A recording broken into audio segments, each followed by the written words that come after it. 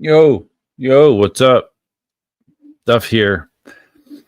I just realized that I did some very poor planning for this live stream. I just went in the refrigerator to see what I had for alcoholic beverages, and I have a couple Alcolos left, and that's it. That's all I got. I mean, unless I'm going to go to the hard liquor or something. So we'll see how it goes, man. Welcome to Just Live PEV stream 119. Wanted to start off. Yes, Blue Collar Jose. I will explain what's going on here about dual streams. I will explain that shortly. But anyways, I wanted to start off by thanking my channel members. I've had in the last week, I've had like 1, 2, 3. I've had 5 new channel members in the last week, which is awesome. Let's see. Let's share this screen here. Let's make it big. And let's make me small. All right. I want to go through my channel members. This is ordered from newest to oldest, I believe.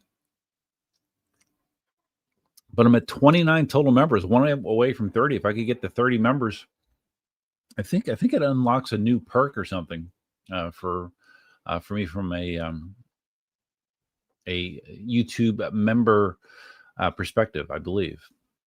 All right, so we got Albert Mua 581, Epicure 468, Wens Joe 80, Animated Limb, Spitfire 1337, Scampster, Mr. Rexy, Medium Dog, Timothy Plumley, Electric Unicycle, also known as Dale, Brian McCann, Michelle Bardaly, MIUC, my EUC. That's interesting. The usernames are showing like additional parts on it, like these numbers at the end, which I don't know why it's showing me numbers now all of a sudden for some people. Blue Collar Jose, Michael Lenardic, Philip Arnold, Planet Iceland, Simonisms, used to be E Simon, now it's Simonisms. I guess Simon changed his name. DJ Whiteflower, Babbitt the Wabbit, On Air Promo, Larry Zarkov, A Viking, Brian Gonzalez, Doug Yetman, Rabbit Murray, Rocky Top, Senator Perry. These last 3 have been channel members for 56 months. Senator Perry, Marty Eakin, and AULD Moner. I think that name changed too. I thought the name was different before, but whatever. Those are my current channel members, 29 of them. Thank you for your support. I try to recognize my members in videos whenever I can, and I also try to release videos to my members first. Normally, I will do that for most members, or for most videos, but not like shorts and stuff. Shorts, I don't do that, but most other videos I would release to my channel members first, including all these Inmotion P6 videos I've been doing. All right, so the dual stream thing. StreamYard introduced a new feature where they call the acronym is MARS. I don't remember. Is it like multi-aspect something streaming, I believe. So what it's doing is, like on my screen, you can't see it, but it's doing 2 different streams. One is conventional widescreen format. One is phone format, vertical. You may remember a while back, I was doing test streams where I was doing vertical streaming, and it actually got a lot more views because a lot of people are on their phones and a lot of people are watching stuff on phones. And when you are streaming on a vertical format, that is pushed to someone's feed on their phone. I got away from it because it's kind of, you can't see things as well. It's not as easy to show things. So now it's take your pick. If you want to watch it in your phone in vertical format, you can. Or if you want to watch it conventionally, like I usually watch live streams on a PC, you can do that as well. So pick your aspect ratio and size, and I can accommodate it, which I think is kind of cool. I don't know. I think it's cool. We'll see. We'll see what the numbers say at the end of it. But it it merges the comments together. So I'm seeing all the comments from both the streams. So which would show up on the screen here. So I don't think.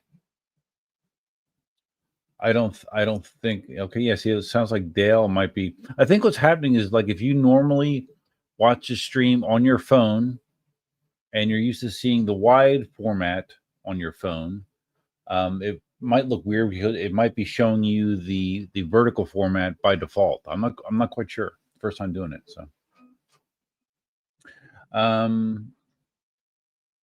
Mr. Rexy, first commenter in here. Channel member, Mr. Rexy. Leo from Brazil's made it. What's up, all? And Dale. Dale's here. Yet another channel member. Dale saying this is in a weird format. Okay, so, it's interesting. I can see who's watching it in what format on the comments. If you are watching it on a phone, I see a little phone icon. Interesting. Okay. So yeah. So Dale, you can if you go to my channel, you can still watch it with the wide format if you want to. But I think because you're on a phone, it's going to default to showing you this format. Blue Collar Jose channel member, yes, 2 live streams. Yep.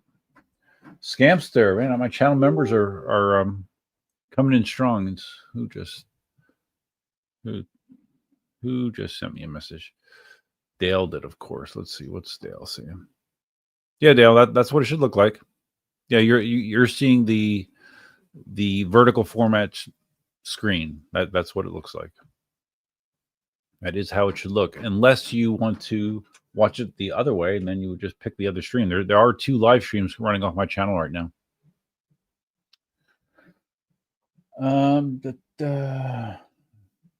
NTDI 5838. Where's the PNAR 6? PNAR 6. It's PNAR 6 is right here. You can see it on the narrow screen and the full screen feed. I had to do some arranging to make sure you could. It's sitting right there. It's very happy. Dale, how do we change it back? You just need to pick the other stream on my channel. Let's see, can I do this? I think it'll allow me to do this. I can put in the comments the link to the wide format stream. I think you'll see it because I'm hosting. I think I can post a link. Yeah, that should be the link to the wide format if you prefer it.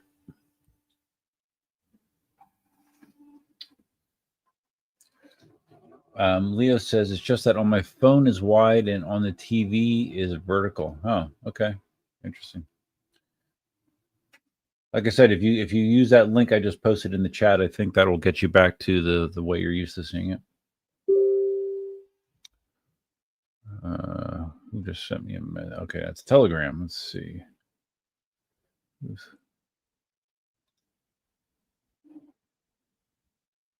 Oh, okay. Interesting. Okay, so that worked for Dale using that link. If you want to go old school, use that link that I put in the chat.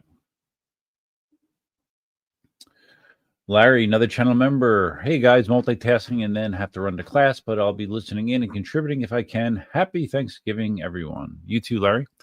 It is, I guess, yeah, it's true. It is Thanksgiving Eve, right? It's Thanksgiving Eve. I didn't really think about that, but it's Thanksgiving Eve. Hopefully everyone has their Thanksgiving preparations in order. Of course, you guys over in Australia are probably going, what the hell is that? Or, well, you probably know what it is, but I don't think you really care. Okay. Guys, switch it to the wide. That's fine. Yeah, whatever. I think the vertical format will be a way to attract new eyeballs it'll just hit their feed where it would not, like the widescreen format live stream is not going to hit someone's phone feed by default. But this vertical format does. Scamster, how's the P2S? I might buy 3 next year. I love it, man. I don't know if you can hear it or not. I think it's isolated from the mic, but it's running right now. I've done a couple of prints on it. I sold my P1S today. So I listed it on Facebook Marketplace and sold it within like an hour. Sold it cheap. I sold it for $400 with an AMS. But the P2S is great. It's really nice. I love that it has the full color screen, has a hub. It has a hub that supports multiple AMSs, which was an extra cost option with the P1S. I have 2 AMSs connected to it right now.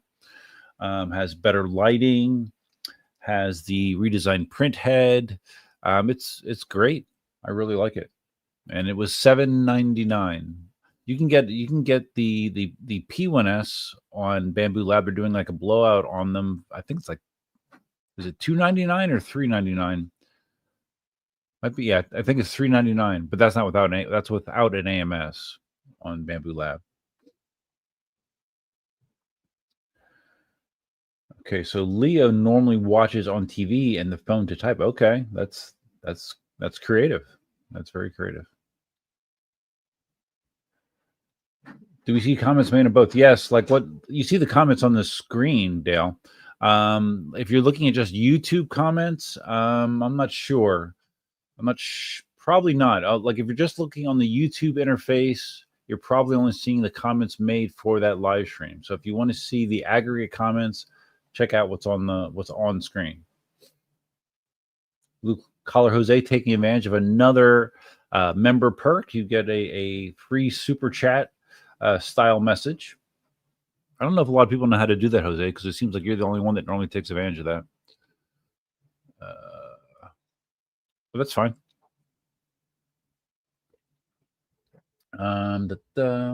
Leo says, "Great Thanksgiving to the ones that will have it." Yeah. This is going to be a much more traditional Thanksgiving for me than last year. Those of you may or may not remember. Last year around Thanksgiving, I wasn't in a really great place mentally, and things weren't going as I hoped. In past years, like I've gone to visit family in Pennsylvania, in Texas on Thanksgiving. I didn't feel like doing any of that last year. And instead, my Thanksgiving celebration was working on my fence. If you look on my live stream list, you'll see a live stream from last Thanksgiving when I had my phone out the window and I did a brief stream of me doing fence repairs. That was it. This year will be better. So, Jose, I've had a bunch of people ask me that. What's your average speed on the P6? Like, if I looked on the app, I think it said 21, but I mean that's through all the stops. That's through all the combination of slower riding I was doing with faster riding. I would say the more realistic speed was 25 to I don't know 35. Top speed was 40 miles an hour during the ride. But like I said, I did a big mix of terrain and conditions there. So, but the majority of the mileage was going open roads faster. Rexy likes this. Okay, Rexy likes vertical. Yeah, sweet. This way, this gives you an option. Whatever floats your boat. You can go vertical, go wide, whatever. Dale was able to like both lives. Good, man. That's good. Yeah, I mean, this is in theory. This is a way to like probably not double up the views on the live streams, but to increase them significantly. I hope so. Scamster, you just got another mini? Really? An A1 mini? To help with the load, I print for market stall every weekend. Oh, really? Okay, cool. The minis, I mean, they're blowing them out. They're super, super cheap. I have my A1 here as well. I don't print on the A1 very much, but I do have it here. It does still work just fine. How many printers do you have altogether, Scamster? Scamster, P2S sold out here at the moment. Yeah, well, I ordered mine. Yeah, that was another thing I did a short about. I ordered mine Wednesday afternoon, like late Wednesday afternoon. They were announced to be on the U.S. store Wednesday, and during the day I was like fighting the urge to buy it. Oh my God, do I want to buy it? I don't really need it, but I really like the upgrade over the P1S. And finally, like, I don't know, 4:45 on Wednesday, I ordered it. And the thing actually showed up at my house on Saturday. I couldn't believe it. I couldn't believe how quickly they turned that around. Came via FedEx. So like 3 days. 3 days I had the P2S. And it's now sitting on my bench where the P1S was, and it's doing just fine. Dale, I'm having Dale, I'm having a Alcolo. And these are the alcoholic drinks this is Whistling Diesel's company. Has 8% alcohol volume. They usually get me drunk pretty quick, but I only have 2 of them. So, and you may notice that the camera angle is different. Like usually I'm shooting up so you can see my cool RGB lights, but I have it pointing down so you can see the P6 sitting there.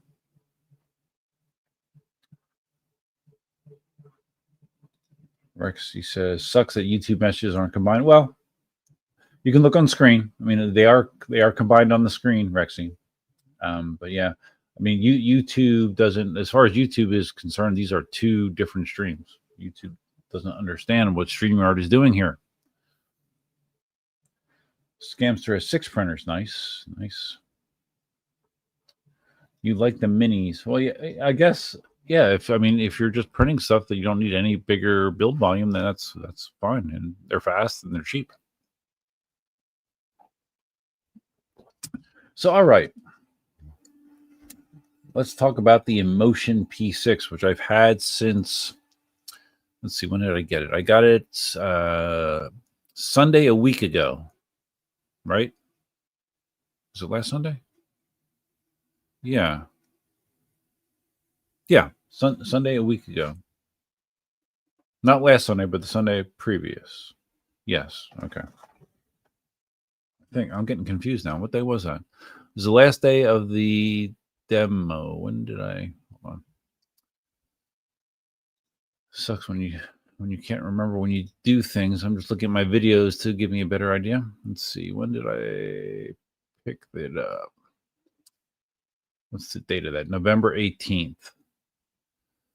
So the 17th. So yeah, it's been like 9 days ago. I picked it up, and I got it at the demo day. After the demo day that they did up in the Clearwater, St. Petersburg area in Florida, had a big turnout. They did 2 full days of demoing that wheel. This is actually the P6 that was in California. This is the P6 that Marty had for approximately 2 weeks out in California. I'm not sure how many P6s are in the rotation out there. I know New York City has one. I think there's at least 1 or 2 more that are being demoed around the country, but this is the one that was out in California. During that demo down here, everybody universally loved it.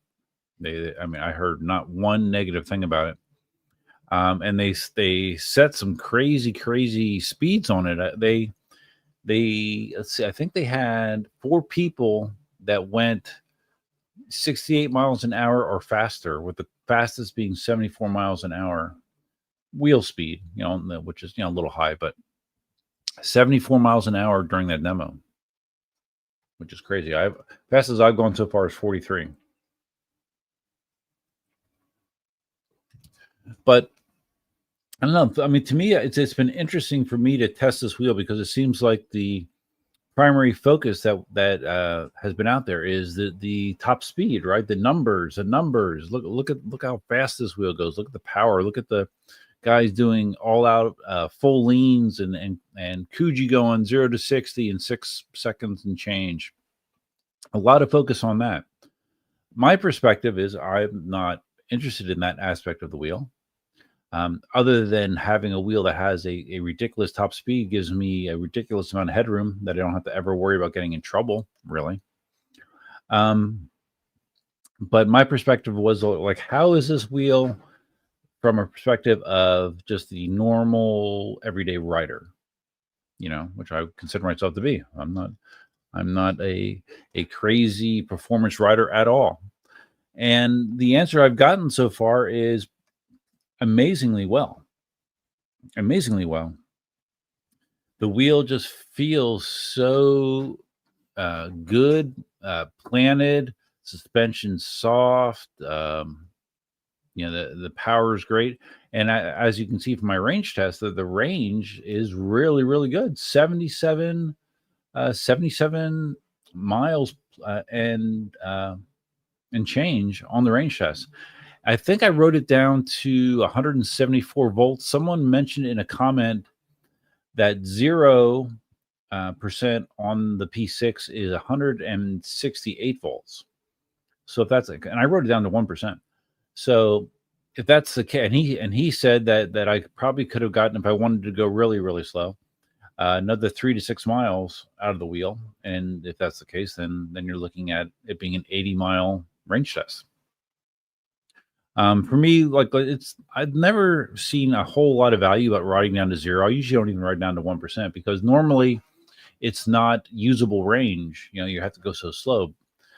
Again, with the P6, it's kind of redefining that. With the latest firmware that they introduced, even at low battery numbers, you can go stupid fast. At 10% battery, you can still go 36 miles an hour top speed. 5% battery, 31 miles an hour. Even at 1% battery, you can still go 19 miles an hour. I mean, that was faster than the top speed of wheels from 5-6 years ago. So it's really, really impressive, the engineering. Now, those numbers are after that firmware change. Marty did a range test, and there were some issues with his perception of what the wheel was showing as far as what was remaining. And Albert explained to me that it had to do with the way that Inmotion calculates the total battery amount remaining. And he said their goal is to have the wheel be more consistent, because typically with a wheel, the first 50% of battery will seemingly last longer than the last 50%. It'll increase. The way that Inmotion is doing it, their goal is to have it seem more equal. Like they want it to be, if you ride somewhere and you're at 50% battery, you have enough battery to get back. With a lot of wheels, that isn't the case. Like if you ride 30 miles one direction, you're at 50% battery, you're not getting back. You're going to run out of battery before you get back. Inmotion's goal with the way they're doing it is that that you would be able to get back. And it seemed that way. It kind of seemed that way. As I got lower, it seemed to hold battery percentage better than I expected. So that was a lot of rambling.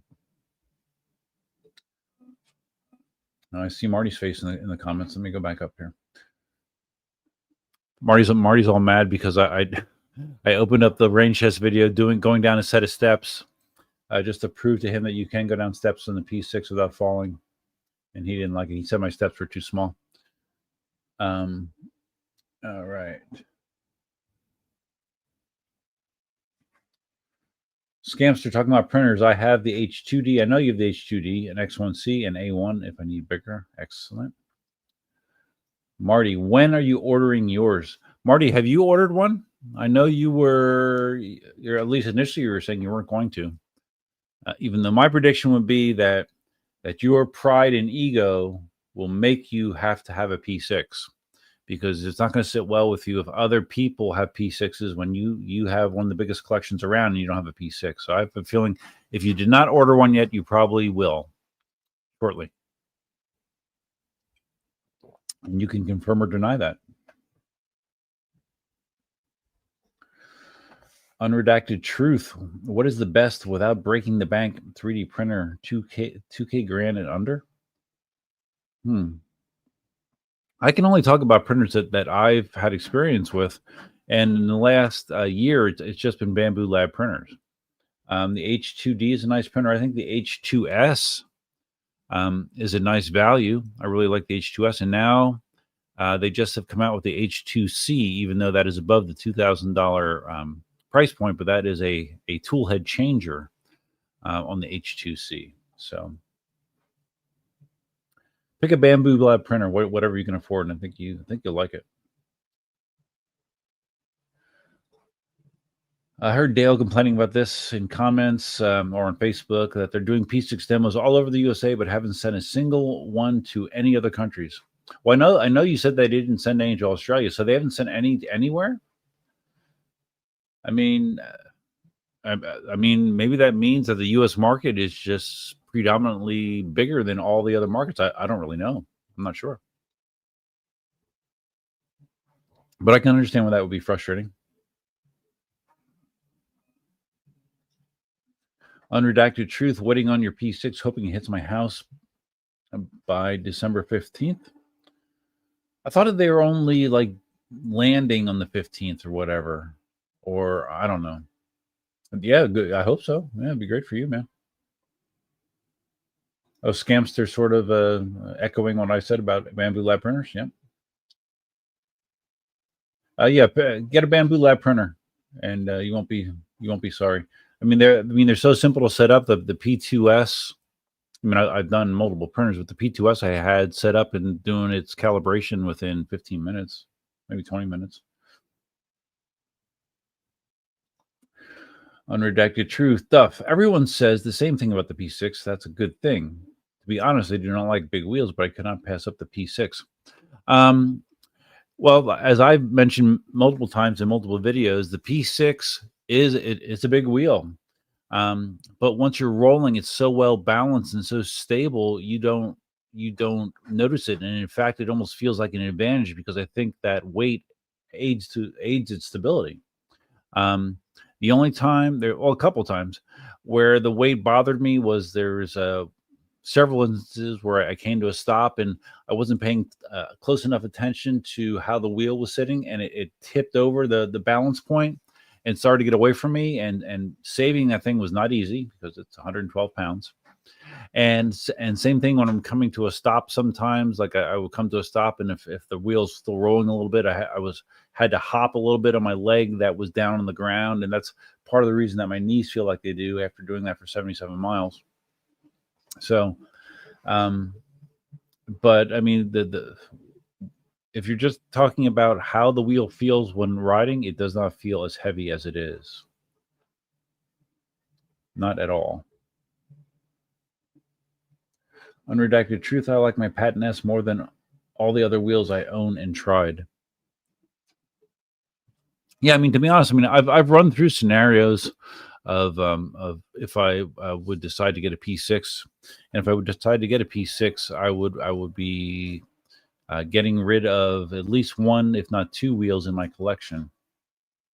And the Patent would probably be one of the wheels I would be getting rid of, not because there's anything wrong with it. I love my Patent, but for what the Patent gives me, the V12S can give me the same thing as the Patent does. So the Patent would probably be one of the wheels on the chopping block. Unredacted truth has had the Lynx and the L. Really? Okay. Well, up until the P6, Marty declared the L as the greatest wheel of all time. But now he said the P6 is, which is another reason that I can't believe that he won't get one.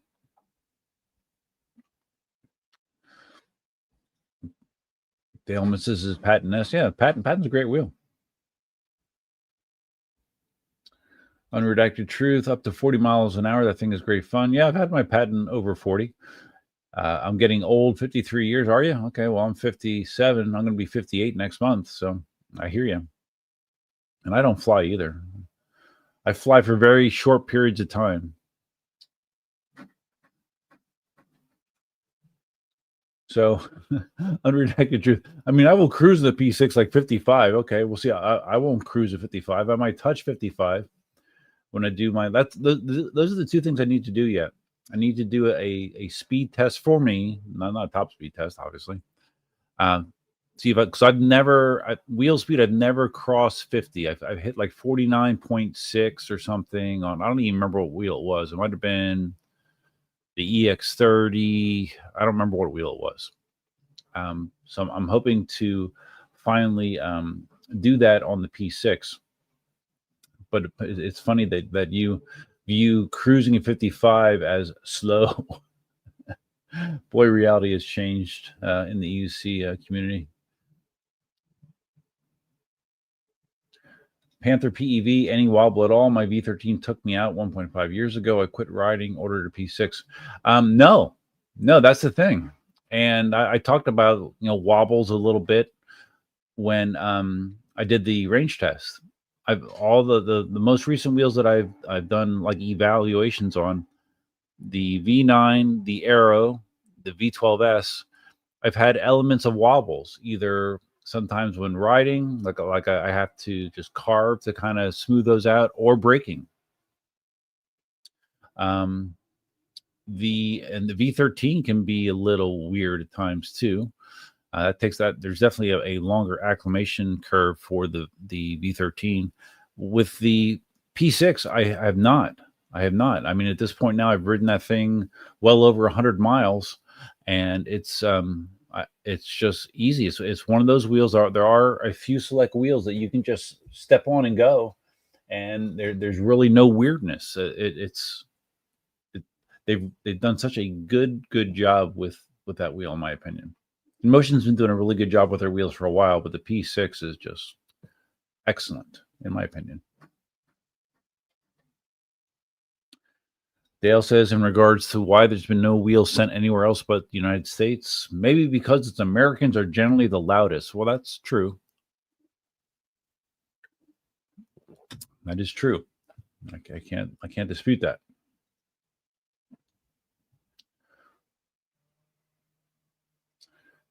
Thanks about the bamboo, says unredacted truth. Yep. And it's the Black Friday sale, so it's a good time to get one. Dale says, I know, Dale, you always had smaller wheels, but now you have a freaking Oryx. I never liked big wheels, but once you get used to them, they're great cruisers. Well, yeah, the V13 is a great cruiser for me, but it does take me time to get used to it because I don't ride it that often. Every time I ride it, probably takes me 15 minutes until I feel somewhat comfortable on it again.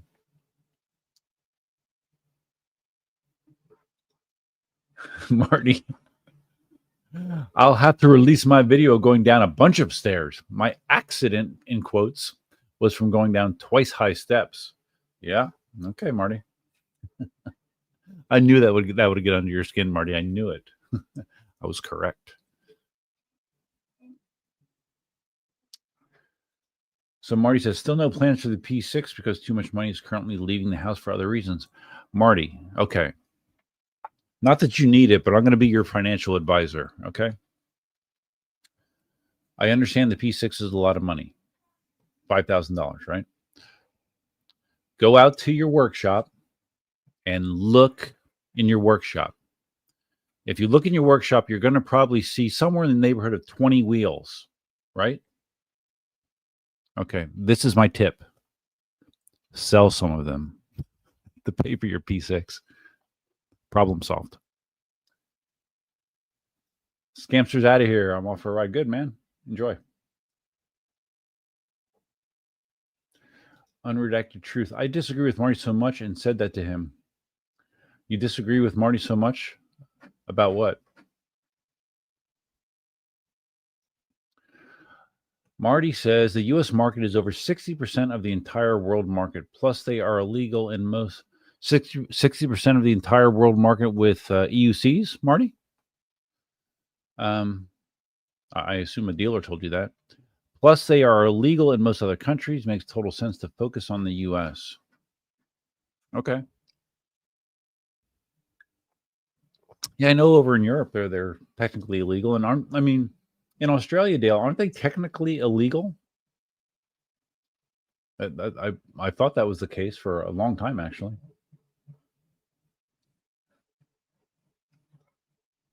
Marty says Duff is not spelled Duff. Technically they can spell that way, Marty, because my last name does technically have two F's in it, so it doesn't upset me if someone uses two F's. Did you guys know that for years and years, I've known Marty for, I don't know, 10 years, Marty? 9 years, 10 years. Marty's last name is Bake. And I thought, and I don't know when I finally found out, but I always thought that his name was Marty Back. Marty Back. I thought the E was silent.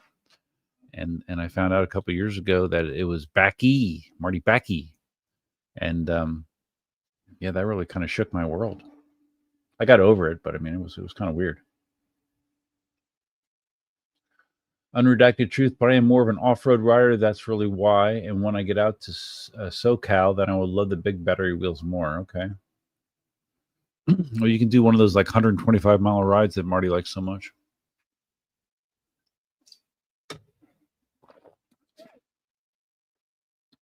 Dale says, I've never been past 50. I did 50 on the Patton going downhill and did 50 on the Patton. Ooh, that sounds a little hairy. Downhill, and I did 50 on my Oryx 20 minutes into his maiden voyage. I'm not a fast rider, though, so it's not often. Yeah. Yeah, I've never known you to be a fast rider, Dale. Not like that's a big deal. Unredacted truth. If I was living Marty's life, I would like bigger battery wheels more. I mainly do off-road here in Jersey. Well, that is what Marty likes. You know, he likes big batteries. Stan says, since Bigode's having financial difficulties, does that give P6 a longer shelf life than usual in our community? I think the P6, regardless of if Bigode is having issues or not, is going to have a long shelf life, just because it's not just the numbers. I mean, it's not just that, what's his face? What's that kid that did 86 miles an hour on it? I'm drawing a blank what his name is right now. Max Berger, right? He did 86 on it. But I mean, Bigode could, what's their new wheel, the 252 volt one, Max plus extra, whatever it's called. Maybe that can hit those kind of numbers too, or get in the ballpark. But it's not just the numbers with the Inmotion wheel. I mean, the wheel just feels like a fine piece of equipment. It feels like a high end piece of electronics almost. It feels like a new automobile, like a high quality automobile. It does. It has great features.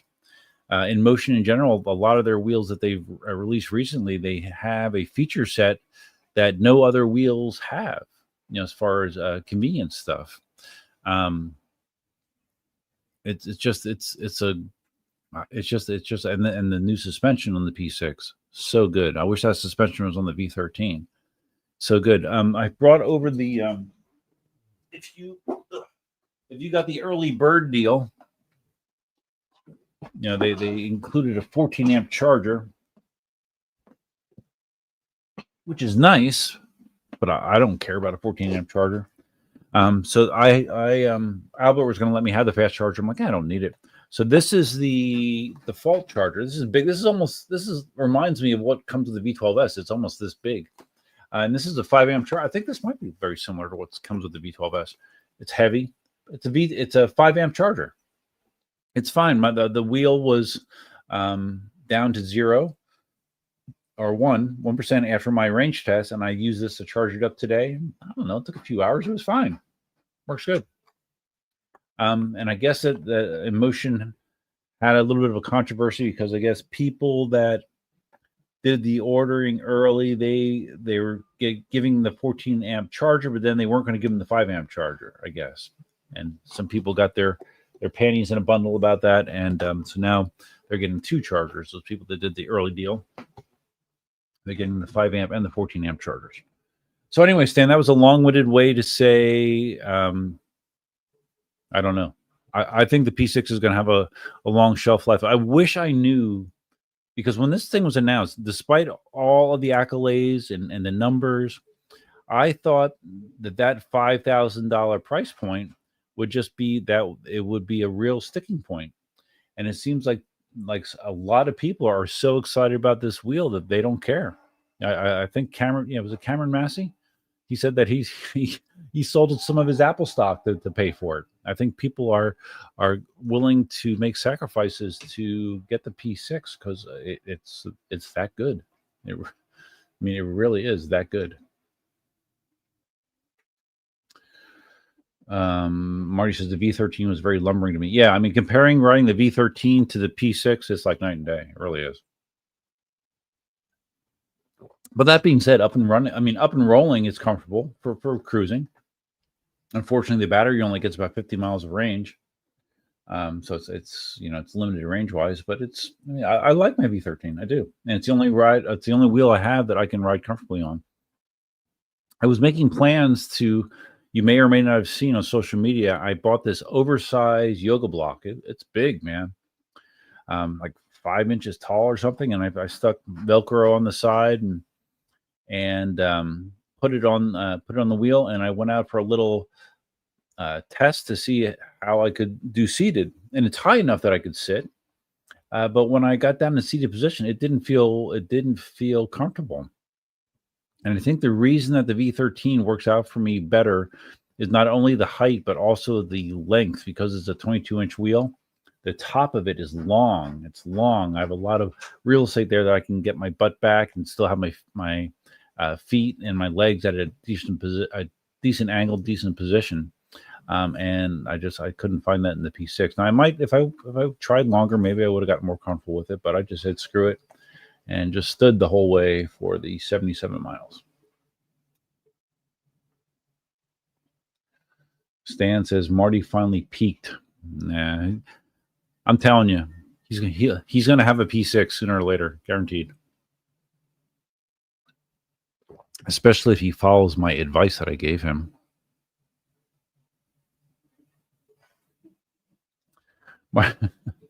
Marty says, I wish I had my voice changer going, Marty. I'm not taking financial Marty, that's a typo. It's not advise. You don't make typos normally. I'm not taking financial advice from someone who buys a new car every other year. Well, I wouldn't even say it's advice, Marty. I would just say it's common sense, right? I mean, who needs 20 wheels, right? I mean, couldn't you sacrifice 3 wheels that you're not riding much, or even 4? And basically fund a P6? I don't know. I mean, maybe I'm the one that's crazy, Marty. But if I had 20 wheels, yeah, I think I would sell a bunch to get a P6. Especially with the way that you've heaped praise upon it. I mean, it's the GOAT, right? It's the GOAT. Come on.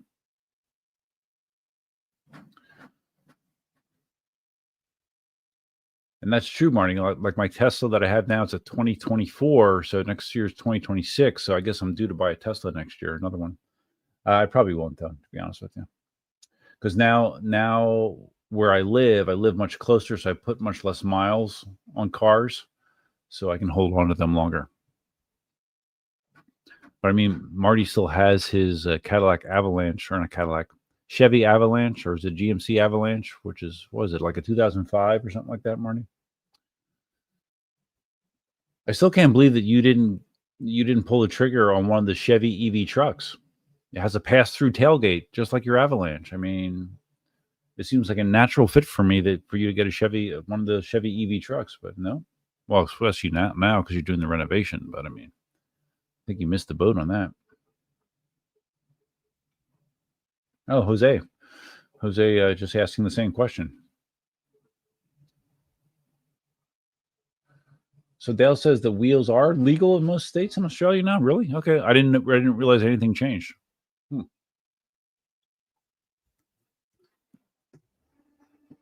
All right. One Alcolo down. Unredacted truth. Marty on the GOAT phrase. I just kid around, but I prefer like wheel of the year since every year. Usually we get a better wheel. Yeah. Marty likes to make proclamations. Remember last year, 2024, he published, I think he did a video where he mentioned he was already picking wheels of the year in like March of 2024, March or April of 2024. He was already making his list of wheels of the year, top 5 wheels of the year in 2024.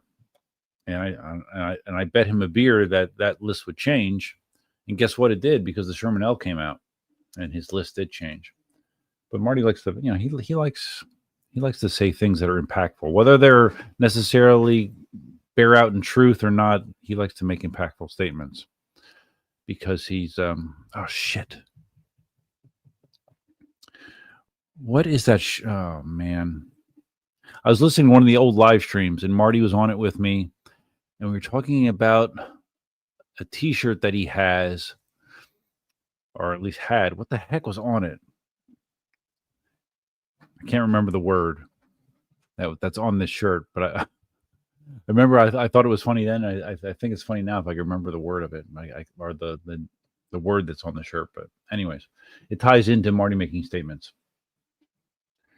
Blue collar Jose, get a Cybertruck. Yeah, Marty. Well, Marty was thinking about Cybertrucks, but I think the Chevy EV trucks would be much better for him. Marty says 6% number came from one of the manufacturers face to face during lunch. Oh, in China? I bet it was from Kibai, right? Probably Kibai.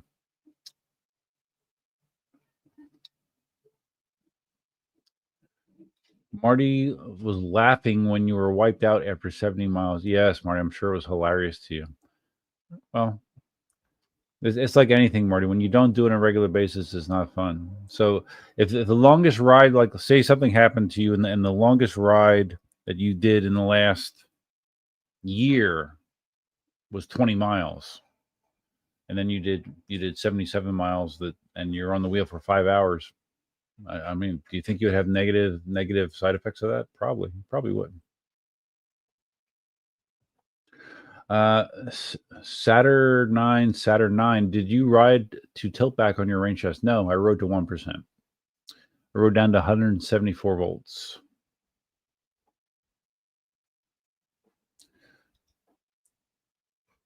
Yeah, Marty's an elitist, Jose, if you haven't noticed yet. Unredacted truth. I agree, Duff. Look at Librachem wheels. It's how you release your wheels. Yeah. Yep. Dale, in regards to Marty's comment about 60% of the sales for EUCs being in the United States. If it was Begode, it doesn't count, Marty. We know USA was very Begode oriented, and other countries have far more Librachems. I don't have any information either way on that, Dale.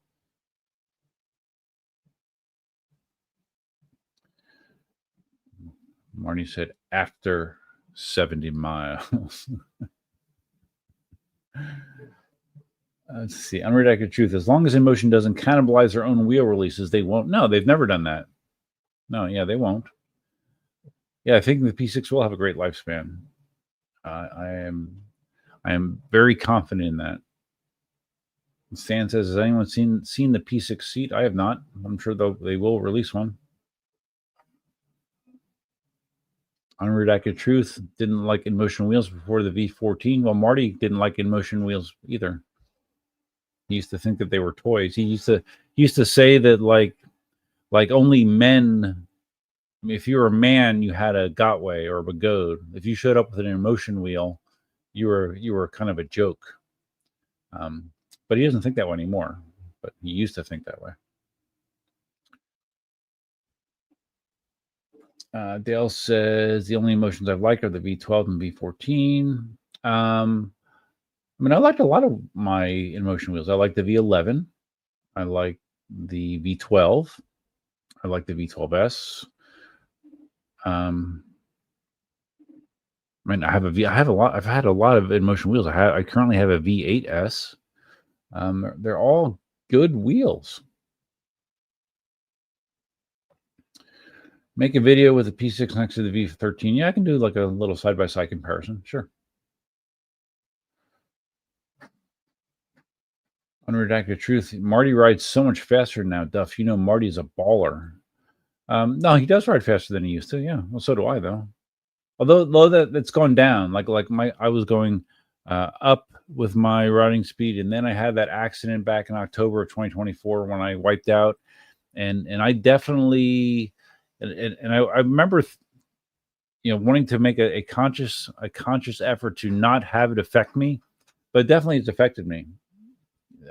Crashing, I was doing like 35, 36 when I crashed, and I've had a lot of hesitancy riding faster since then.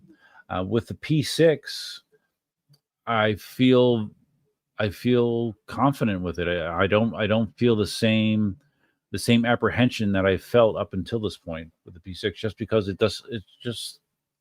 it's rock solid, doesn't wobble, has power for days, and yeah, it definitely has helped me with that.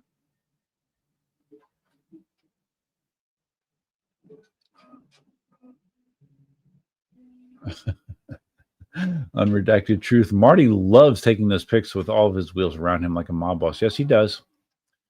Don't let him tell you any differently.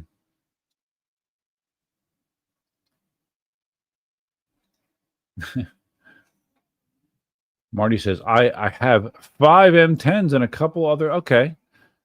Sell your 5 M10s or sell 4 of them and a couple other smaller wheels. So I don't really have 20 real wheels, if you know what I mean. Well, okay, but I mean, if they're wheels that you're not really getting good use out of, why not use that to fund a P6? It seems very sensible to me, Marty. Very sensible. And you're normally very sensible, very logical. So yeah, sell some of that shit. Unredacted truth. I remember that with the links, and then the L changed everything. Yeah. Well, links. Yeah, links. God knows how many links they sold. Unredacted truth thinks that Marty's has 25 now. I think he has more than 20, but I don't think he'll admit it. Like, he doesn't count the M10s, the smaller wheels, but they're all wheels, Marty. I currently have 7, not counting the P6. 7? Yeah. Brazil passed some decent nationwide laws last year, basically making EUCs legal. But, and there's always a but, the government is talking about people getting licenses and paying annual registration fees. I mean, if that happened in the States, it'd be a bummer, but it wouldn't be the end of the world. Um, if it meant that you could ride without hassle, that's a trade-off that I'd be willing to make. I don't know if everybody would. Probably not, but I'd be okay with it. Stan says, in your opinion, does Lieber Kim Nosfet have the engineering chops to build a P6 competitor? Asking for a friend. Yeah. I mean, if you're just talking about performance-wise, yeah, they could do that. But I'm just talking about the entire package. Like Nosfet wheels and Lieber Kim wheels. They're great, man. They generally have good suspension, but they don't have some of the other features that Inmotion wheels do, like USB A and C ports, like Ride Connect, like lighting. Although the P6 doesn't really have. P6 doesn't have ambient RGB. It does have the light on the front, the Inmotion logo. Speakers. Does the P6 have speakers? I haven't actually tested that yet. But a lot of the other, like the V12S does, V9 does. And it's weird. Like I remember when the Z10 came out, which was made by Ninebot and had a lot of issues. But I remember describing the Z10 as feeling dense. It just felt like it almost felt like a solid block of wheel. And the P6, it just feels tight. It feels tight. It feels dense, in a good way. And I don't I don't know. I don't know that Lieber Kim or Nosfet are interested in competing at that level. It seems like Inmotion, Inmotion now has had UL certification on the V12S and the V9. My understanding is they couldn't do that with the P6 because the voltage is too high. But I mean, it's almost like they're almost becoming like the Samsung or Apple of the EUC world, kind of, in my opinion. But I don't know that Lieber Kim and Nosfet have the focus to do that. Although if the sales numbers for the P6 are as crazy as it sounds like they might be, maybe they will dig more into that. Jose, who are you asking? Do they still do EUC tours, long group rides? Who?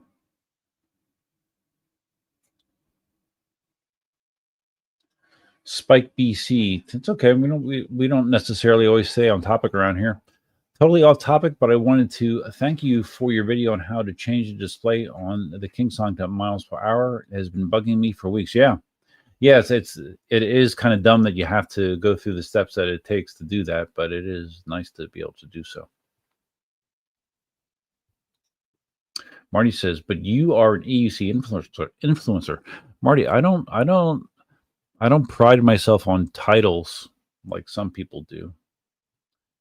You know, I'm just me. I'm a guy that if someone wants my opinion on something and they want me to evaluate something, I'll do it, and I'll do a thorough job of it. But I don't walk around with an EUC influencer shirt on. You know, I don't wear a cape. So yeah, I don't have a standard. I do what makes me happy. Now that means I'm riding 20 miles a week, fine. If it means I'm not, that's fine too, really. Marty says USA has a huge number of lubricants and MOSFETs, Inmotions, and every other consumer good in the planet. Again, I'm not privy to that information, but I take your word for it, Marty. Yeah, the only Marty says I had the V9, V12S, and V14. Hey, Marty, whatever happened? Because I thought you said that like the V12S was like you weren't allowed to keep it. I guess you were allowed to keep it eventually, or they gave you another one or something. But anyways, it's V9, V12S, and V14. Surprising number of Inmotions. Only one Kingsong now. Yeah, I have no Kingsongs. I have no Begode wheels. No Begode wheels. I have 5 Inmotions. My veteran patent, and what am I forgetting? Am I forgetting something? Do I only have one non-Inmotion wheel? I'm mentally going through my list. Oh, then I'm sorry. The Arrow. I have a MOSFET Arrow as well. Yeah. Yep. And Marty, I'm not saying that you think negatively of Inmotion now. I'm just accurately recalling what you used to say about Inmotion before, whereas I never was down on Inmotion like you were. Jose says, Marty, can you do a tutorial on a DYUC seat, a Marty back quality seat? Oh, what do you mean? Like what he made for the Sherman L and the Sherman? Yeah, Marty can make seats. Thank God Marty doesn't do that bicycle seat mod anymore, because I hated that thing. Even though it was comfortable and very functional, I hated the way that thing looked. Stan says Kingsong is cooked. I kind of agree, Stan. I think they are in trouble. I think people don't give a shit about Kingsong, and they don't really trust them either. Even though the F18 seems to be a decent wheel, F22 Pro had a few glaring things that I didn't like, but a decent wheel. But decent doesn't cut it, especially when you have something like the P6 out there. All right, I'm gonna go get another Alcolo. Well, I only have one more, so I'll be right back.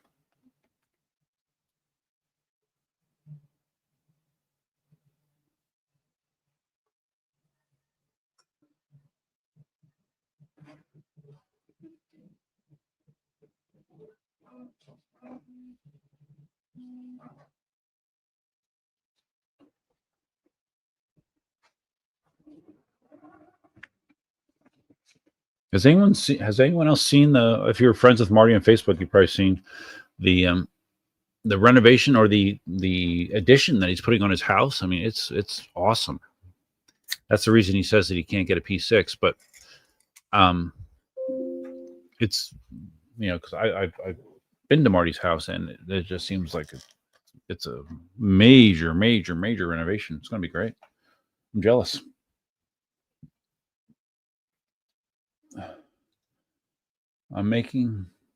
Marty says, I'm making a video of me making a seat for the Panther. Not really a how-to, since I'm using tools that most people would not have. Maybe inspiration. Did you actually get a Panther for yourself, Marty? You don't have a Panther, do you? Because you have the Oryx. if you got a Panther, if you have a Panther, that'd be a great wheel to sell to pay for a P6. I don't think you have a Panther, though. Maybe you're making it for somebody else. I know you're not making it for Ron Lyon because he got rid of his Panther because he thought it sucked.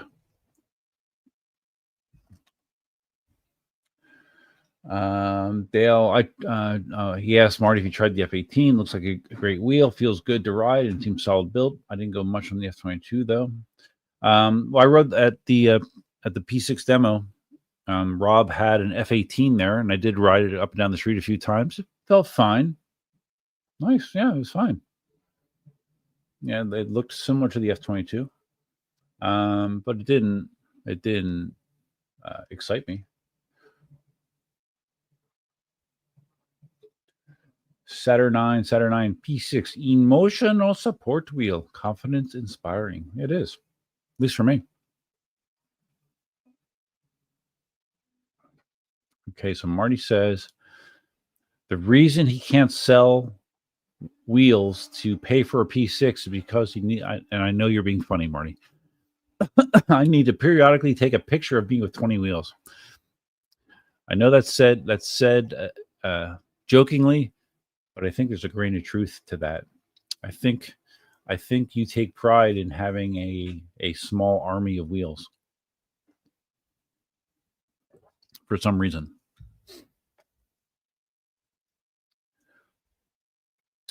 Unredacted Truth says, I think the F18 is nice from the reviews. I haven't rode one. I really like Kingsong firmware. No, I think it is nice. I just think people don't care. And my opinion about the F18 has been that it's basically was designed to be a Lynx competitor.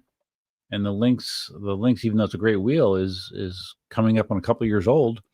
And people don't really care. They've moved on to the latest and greatest. If they wanted a Lynx by now, they already bought a Lynx. And F18 or Kingston thought the F18 would be a good wheel to release now, and they're just behind the curve, in my opinion. Stan says Kingsong was an amazing EUC manufacturer. By any chance, would you know if they had a change in management? I don't know that. I know Inmotion did a couple years ago. When Bob Yan left. Isn't Zen Lee hot for Kingsong's president or CEO or whatever? That's a woman. Didn't he say that he liked her? I don't know what happened to Zen either. He was releasing a video like daily, and I think he's, I don't know. I haven't seen anything from him in a long time. But anyways, I don't know if she's new or what's going on. I was a big Kingsong fan. I had the 16X, I had the 18XL. I loved both of those wheels. I had the S22, which I liked when it wasn't having problems. But I mean, the S22 frustrated me just because it was ridiculous how late it was coming to market. Like over a year from when it was supposed to originally be released is when they actually released it. So. And then Kingsong had more wheel releases that no one cared about. The S16, S19, no one cared about those wheels. And they probably didn't sell very many of them.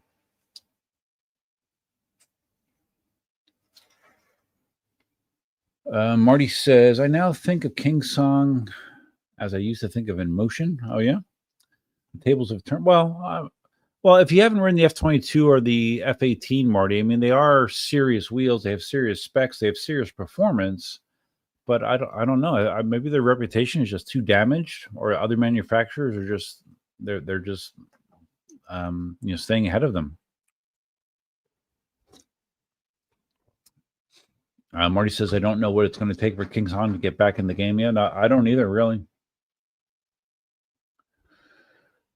They probably need to release a wheel that isn't competing with wheels that came out, 18 months ago or longer. They need to release something that takes aim at the current level of things instead of the way things used to be. That would be my advice to them. Free advice. Stan says, if I was Kingsong, I would pay Albert his asking price. I think Inmotion is very, very happy with Albert. That's my opinion.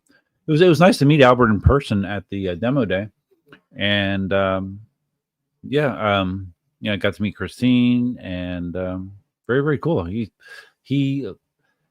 He appeared very much like I would expect him to appear from videos, and that's what people usually say about me too. I'll pat myself in the back right there. That I'm kind of the same way as you see me here. I mean, Marty can vouch, or maybe he wouldn't. Maybe he would say I'm fake. I don't know. Marty says P6 has no audio, thus now music tones when it starts up like every other Inmotion wheel. Oh, okay. True. I mean, not that I care. Not that I care. Although for $5,000, you think they could throw it in, I guess, if someone did care about it.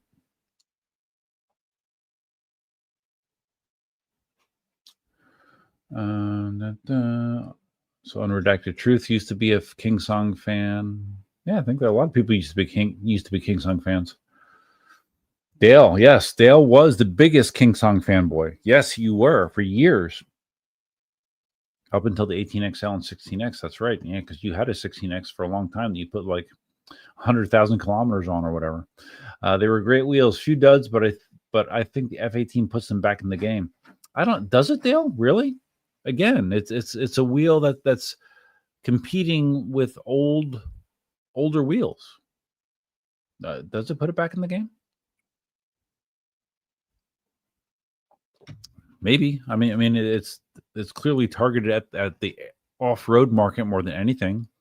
So it would be competing with a Lynx. It would be competing with a V14. It would be competing with the X-Way, right? The good X-Way, I guess. I don't know.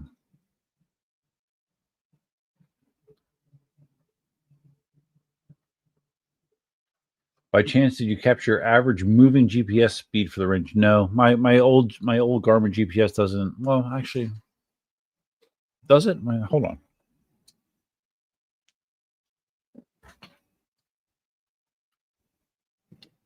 I happen to have it sitting right here. I don't think it actually has a moving speed average, but let me see.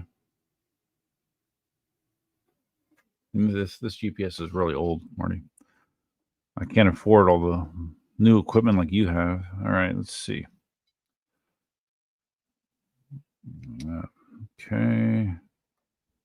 History. Enter. By week, not by day.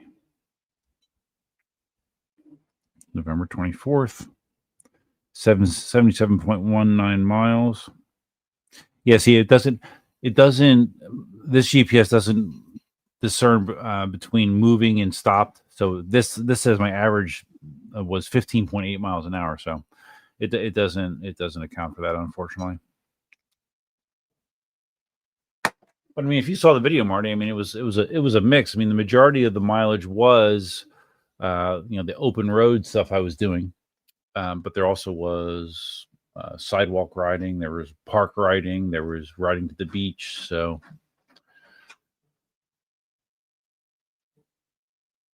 but I think it worked out well. So, Marty, what did you think about the beep behavior? Because I remember with your range test, like the beeping was driving you crazy. With me, once it dropped to 9%, it beeped, I don't know, 5 times, and then didn't beep anymore.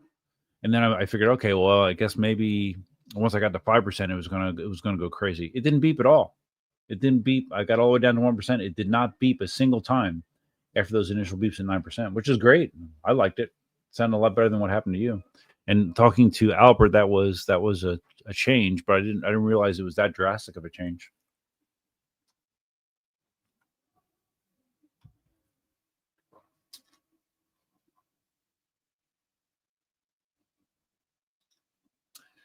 Dale says I only have 2 wheels now, the Lynx and Oryx. Too hard to travel with too many wheels. Yeah, no, I'm sure. I'm so surprised by this, Marty. I mean, this isn't anything a diva would do at all, right? I complained saying everyone else was keeping their V12S, yet I had to return mine. I'm Marty. What the hell? I know, Marty, because again, you need to keep that wheel total high. So, I mean, that was a free wheel. Add to the total. Although you could sell it, and you could sell it to help pay for a P6. Unredacted Truth says the F-18 has redeemed them somewhat from the F-22 debacle. I don't know. Has it? Again, I'm not saying the F-18 is bad, but I'm just saying that nobody cares. That's what I'm saying. Even though I know there are a handful of people, and I stress handful, there's not a lot, that have F-18s, and they said it's been a great off-road wheel, performs really well. But even besides that, no one still cares. I don't know. Dale's going to get a beer. Isn't it like mid-morning, Dale, there in Australia? Marty bought a Panther? What?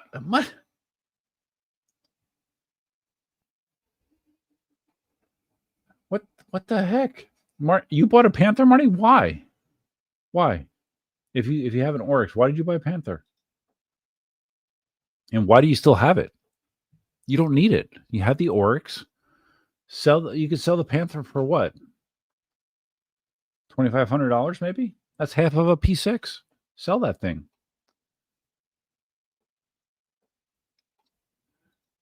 Yeah, you bought a Panther, but it's a great wheel, but you don't need it, right? You still have your Master Pro, right? You have your Oryx, which by all accounts is better than a Panther. Why do you need a Panther? I don't know, man. I mean, I'll take financial advice from you, but wheel advice, no, I don't. Your wheel ownership advice, I think, is flawed. That makes no sense to have a Panther if you have an Oryx, in my opinion.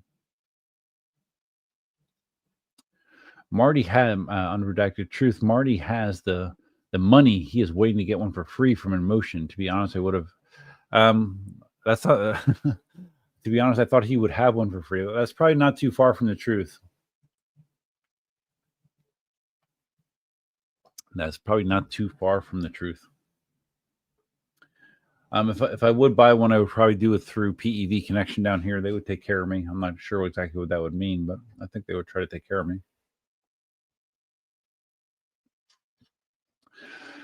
Thank you, Unredacted Truth. You're 100% correct on the F-18. Thank you. It's good to be 100% correct at least 10% of the time. Dale says people are still buying Lynxes. Yeah, they are. Yeah, sure. Yep.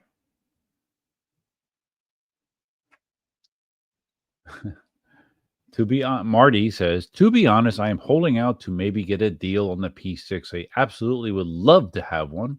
Just trying to be prudent with my money at the moment. You're probably meant. 2 weeks ago, spent $8,000 for a new sewer line. Yeah, well, renovations are expensive. No, I understand, Marty. I just don't understand why what I'm suggesting to you seems like I'm speaking a foreign language. You have a couple dozen wheels, sell some. Problem solved, man. $2,000 for an Avalanche repair? That could be a down payment on a Chevy EV. What the heck? Chevy truck EV. What went down on your Avalanche? For $2,000. Let's see. Air conditioning? What broke? Unredacted Truth asking Marty, do you like the Oryx more than the Panther? I was about to buy an Oryx, but then the P6 stole the show. As far as I know, he likes the Oryx more than the Panther, but let's see what Marty says.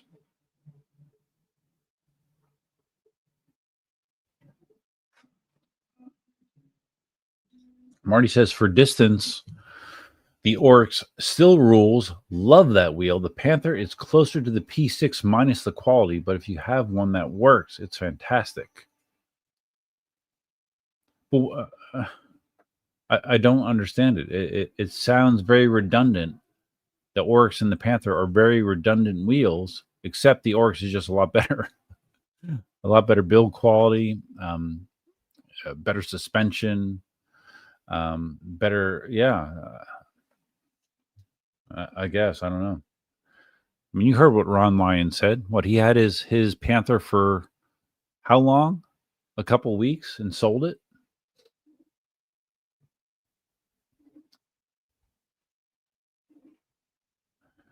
Dale says that I think when people meet me, they either like me more or less than they previously did prior to meeting me. Oh, yeah? Well, I can't say I'm surprised by that. Oh, look, ABC LYW looks like they're on the phone. So see, this vertical aspect is pulling in new viewers. He said hi, or she said hi. KS14C was Marty's second wheel. Yeah, I remember you had the 14s. Yeah. I see virtually no Kingsong energy in the social space. Yeah, that's true. I mean, their effort in social media is basically just showing writing videos on Facebook. Whereas God, can you imagine what Inmotion's advertising budget is?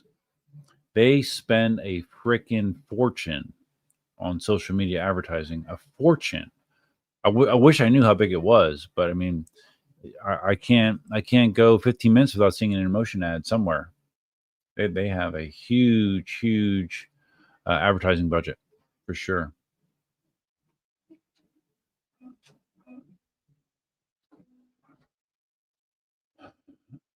Marty says all my ride states are collected using phone apps. All phones have a GPS receiver built in. Oh, you're kidding, Marty! I didn't know that. No, it's fine, Marty. It's fine. I do realize that all phones have GPS built into them, Marty. It just it didn't matter to me. Didn't matter. Chowlee 5746. I haven't seen any off-road video of the P6 yet. Is it any good off-road? Well, I did post a video on my channel. I did take the P6 to the swamp, which is my version of off-roading down here. It did well. It did well. I have the Michelin Pilot Street 2 on that wheel, and even though that's a road tire, it did fine in the swamp, and the suspension was great. It performed well. Now it's a heavier wheel, so like if you're doing a lot of stopping and starting, that's not exactly fun for me, but it definitely is not designed to be an off-road wheel. But I mean, in a pinch, you could do it. I think. I don't know that. I don't think like anyone ever took the wheel to the Fullerton Loop or anything like that, right, Marty? I assume. Yeah.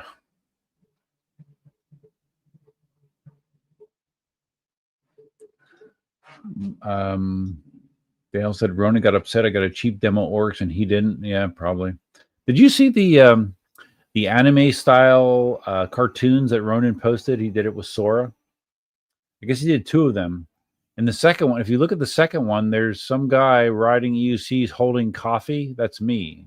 That was Ronan included me in his EUC anime series, which I thought was very funny. So yeah, if you didn't realize that, the guy with the coffee is me. Speaking of Albert, there he is. 2 cells, 1 pack.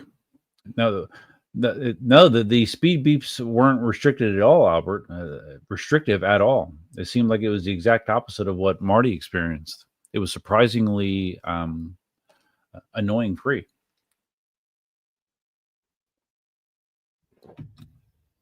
Which I prefer.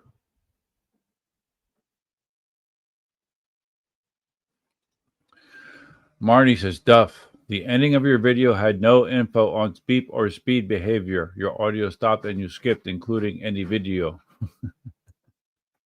Well, what do you mean? I explained it at the end, Marty, unless you didn't watch to the end. I said that I said when I sat down inside the house that I got the beeps at 9% and I didn't get anything past that, all the way down to 1%. I did explain that, Marty. Maybe you tuned out. Jose says, I'm thinking of getting a V12S in the spring. My V9 has over 2,000. Wow, nice. My V9 has over 2,000 miles on it. V9's a great wheel. And with the specials that they're doing, the Black Friday specials Inmotion's doing, $9.99 for a V9 is one of the best deals out there, in my opinion. I mean, it really is a good deal on that wheel that has so many features, and it's a light, fast enough for commuting, portable. I think that's a great deal. And V12S, $19.99 for a V12S. which is a really good wheel as well. So anyways, Jose says you're thinking about getting a V12S. I've outgrown it, definitely. You've outgrown the V9. Yeah, okay. P6 is too expensive for me. Well, the V12S is a nice stepping stone. Less than half the price of a P6, and it actually has more features than the P6. It just doesn't have that kind of. Doesn't have the plush, but I mean, it has good suspension. The V12S has good suspension, but the P6 is better, and it doesn't have the crazy power and range numbers that a P6 has. But if you don't need it, if you don't need that kind of power and that kind of range, who cares, right? Dale got his alcohol at 12 p.m. I'm going through these comments fast, and I'm still 10 minutes behind, evidently. Marty bought the Panther before the P6 arrived. I rode the Panther in China, and I loved it. Yeah, and I remember you said that you loved it.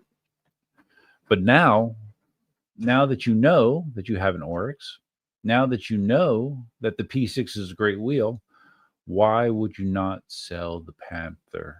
Why? Explain this to me.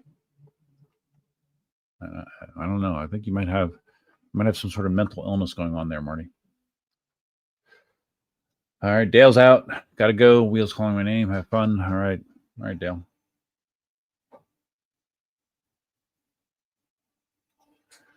Oh, Matt Burt bought an F8. I didn't know Matt Burt had an F18. He had to stop riding his F8. Well, it's an off-road wheel, so he had to stop riding the F18 off-road because the bolts kept loosening. It's on his channel. Oh, really? Which bolts? Like the motor bolts, the suspension bolts? Well, what bolts? I'm not a subscriber to Matt's channel.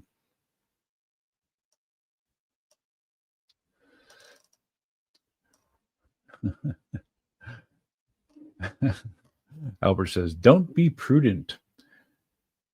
Now, Albert, I know you can't answer this question. It'd be great if you could, and you probably have access to the information. Do you have any ballpark idea of how many P6s Inmotion has sold so far? If you would tell us, that would be amazing. But you probably can't. But I am very curious because that was the biggest. We talked about this earlier in the stream, Albert. That as good as the specs on the P6 seemed, that price tag, I just thought that was a huge barrier to sales. But I keep seeing, this guy, that guy, and the other guy that they bought a P6. So I really am curious how many P6s Inmotion has sold. If you can let us know without getting in trouble, feel free. Marty, that 8K repair was for repair when the toilets didn't flush. Well, that's important. So you had a blockage in your line, so they had to run new line to the sewer. Yeah, that could be expensive. Or did you have like a root that went through and broke your pipe? That could happen too. Marty talking about the $2,000 repair on his Avalanche, some kind of fuel emission sensor in the tank. And they have emission testing in California. That's right. Marty, in Florida, not only do they not have emission testing, but they don't have state inspections at all. So another reason to move to Florida. So $2,000, which included $700 to repair a power door lock switch. Wow. You couldn't do that yourself? Come on, Marty. You're technical enough that you could do the door switch probably. Saturnine, listen to Albert, Marty. Listen to Albert. Yeah. So if we count the live stream, so far I've done 7 videos P6 related. And if things in my head work out, I will be doing 2 more videos P6 related, which will give me a total of 9 different videos P6 related. It's a lot. It's probably a record, right? Okay. Marty says you have to know Ron to understand why he sold his Panther. He did get a lemon suspension on his. Mine is great. Okay. Well, I thought he was complaining about a number of QC related issues with the Panther, but maybe not. But but I still don't understand why you need it. I don't understand why you need it when you have an Oryx. Marty said, I actually meant I see no Kingsong user energy in social space. I think maybe 5 people bought one. Yeah. It's their sales seem terrible. Captain Send It is here. Hello, everyone. Hello, Captain Send It. Welcome.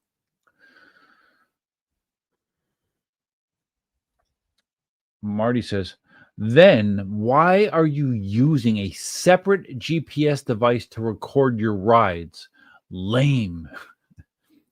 Because I want to. I like that I can just flip at my wrist and I can look at my stats easily. That's why, Marty. I'm sorry if it doesn't meet your approval, but that's why. Marty says, I have a section of off-road riding in one of my P6 videos. It's actually very nice off-road, not rock garden off-road, but otherwise it's decent. Yeah, I had no complaints. It ate up the bumps as good, if not better, than anything I've ever taken into the swamp.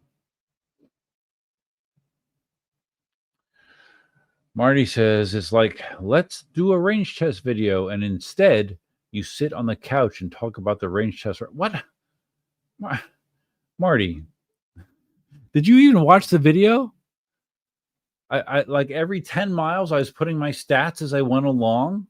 What the heck, Marty? Oh my God.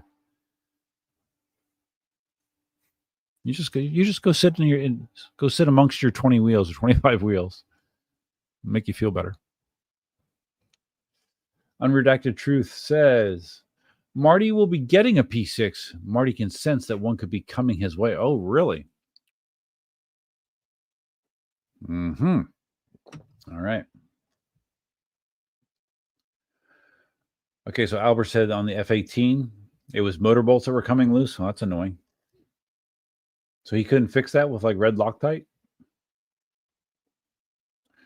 Wheelie Brady's here. What's up, buddy? Welcome, man. Welcome. Marty says, I'm approaching 500 miles on my V12S. I actually love the wheel for most of my around town riding. Well, I understand that. It's a great wheel, which I've been saying a lot. Suspension is only second best to the P6 now. Before the P6, I considered it the best. Yeah. Well, I considered it similar to my Patton, my 58-pound Patton, as far as the way I felt. Very close.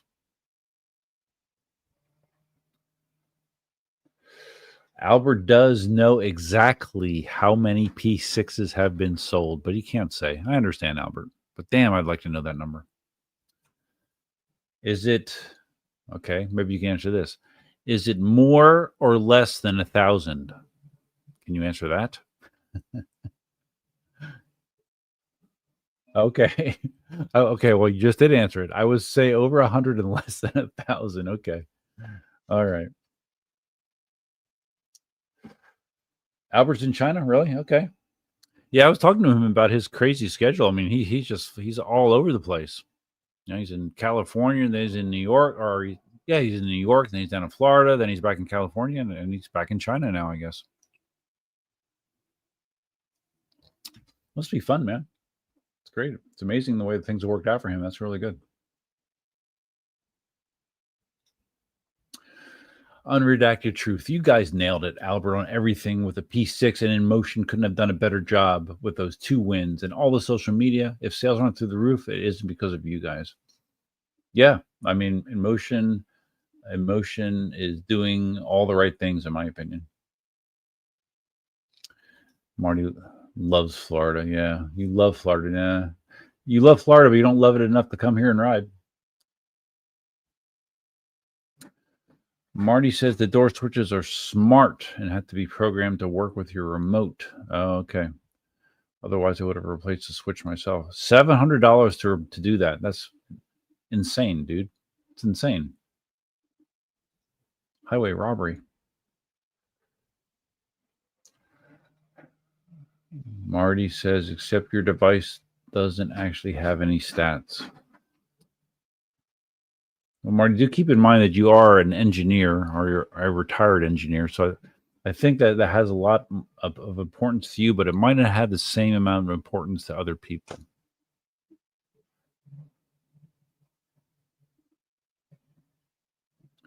So Albert says, okay, he said that Matt fixed the loose motor bolts with the orange Loctite. Okay, I didn't know there was orange Loctite. I only knew about blue and red.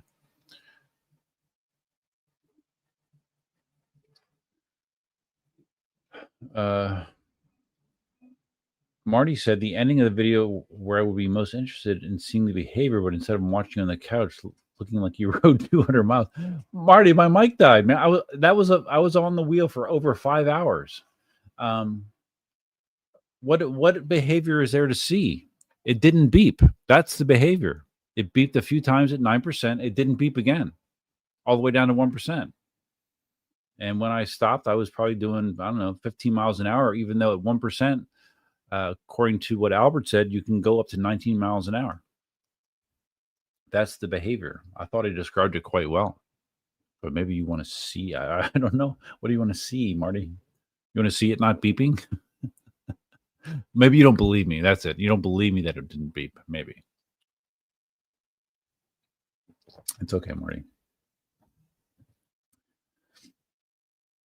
It's a good thing that I don't put a priority on pleasing you, Marty. Thank God, or I'd be very unhappy.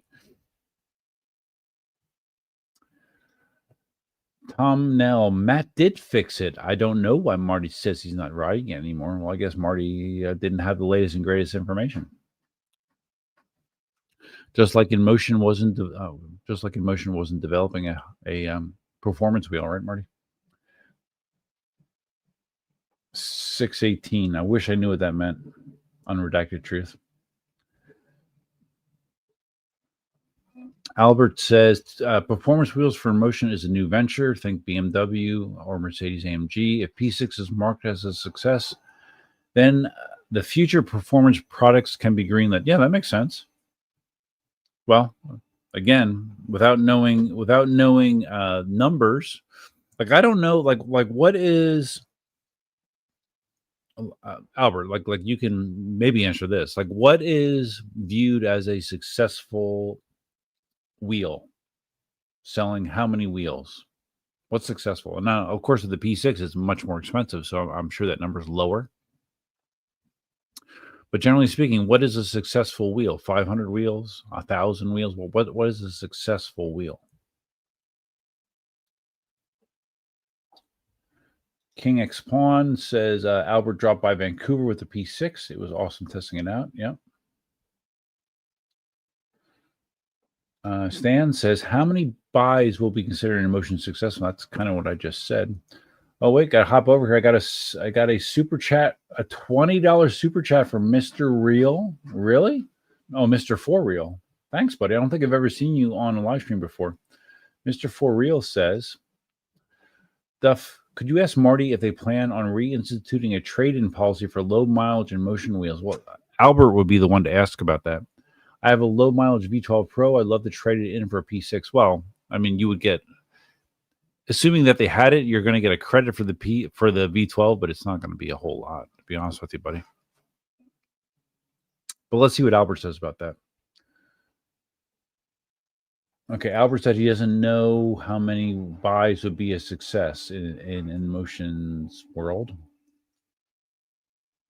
but he would estimate it would be at least a couple thousand wheels. Really interesting. Okay.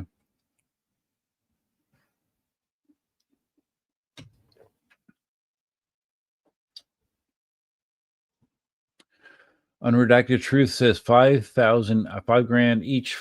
$400 would probably be needed at $400 would be needed at launch, I would think. What do you mean 400 like the first batch? Yeah, can you tell us that, Albert? Like how many P6s were built in the first run? Because I'm sure that's a tricky thing, right? I like to estimate how many you actually need for the initial launch. Because if you go too high and the wheels will flop, then you're stuck with a bunch of inventory that you can't move. Again, going back to Kingsong and the F-18. They were posting to social media like pictures from their factory of all these F-18s lined up. Look at all these F-18s. I'm just curious, like, who's buying them? Who is actually buying all those F-18s? Saturn 9, is the V12S considered a success yet, Albert? Yeah, I don't know the answer to that. My guess would be probably TBD, to be determined. I think selling it for $19.99 would help. Hold on a second. Yeah, I think that $19.99 price point is killer if they can continue to do that.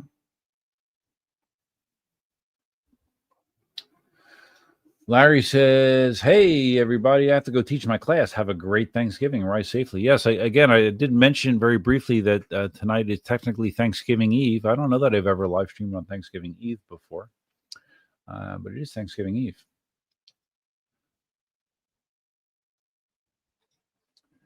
Jay Keom, what are the chances an update comes to the P6 to get wheel speed equals real speed? Well, I think it's getting closer. But it's still not. I think, what did you say was off, Albert? Did you say 8%, 6%? It's getting closer. But it's not there yet.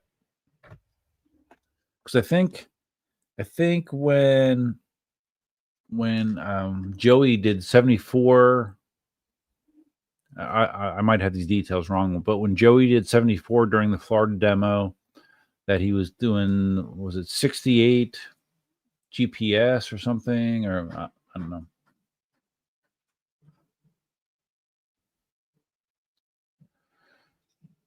know. Marty says, the last I heard from Matt, even the orange Loctite wasn't working, but maybe he has it working now. Okay. King X Pawn, 800 wheels is considered very successful. Really? Okay. Regardless of the cost of that wheel? Like, I would think 800 V9s versus 800 P6s would be quite a difference.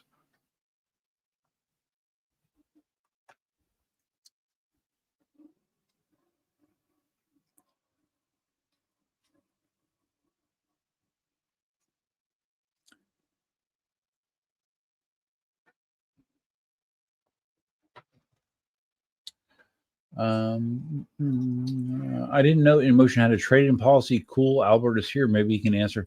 I thought they did, right? They didn't? Didn't they have it for a period of time? I don't know if they still do. I thought they did, though.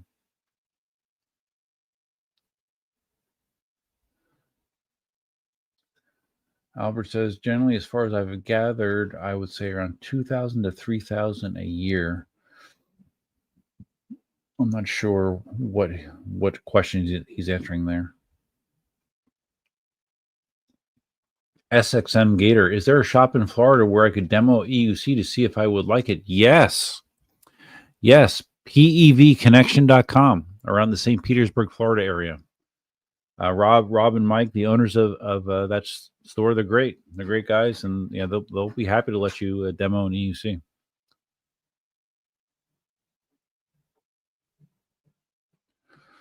Great store, PEVconnection.com.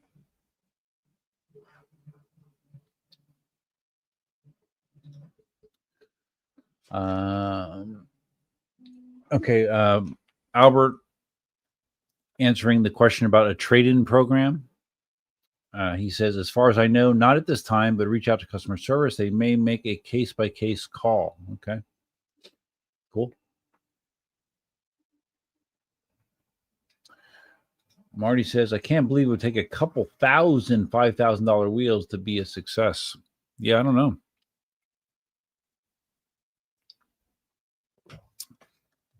That is interesting, though. That's an interesting concept to me. Like what, from a manufacturer standpoint, like what makes What makes a wheel successful or not?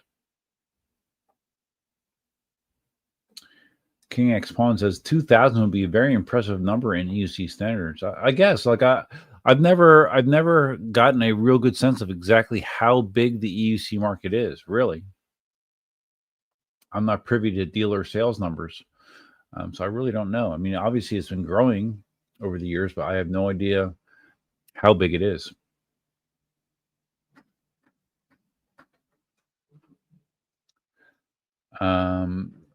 Albert does not know how big the first batch was of P6s. He says he can't say an exact number, but the first 3 batches are sold. Batch 3 is estimated in January, as far as he knows. Okay. Wow. Okay. Oh, so you literally can't say how many you made. Okay. Well, because that would be kind of like giving away sales numbers, I guess, right?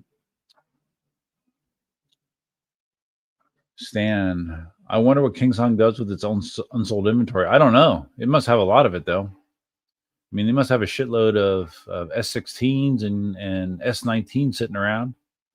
I'm sure. Probably a bunch of F22 Pros as well. And I don't know. We'll see about F18s.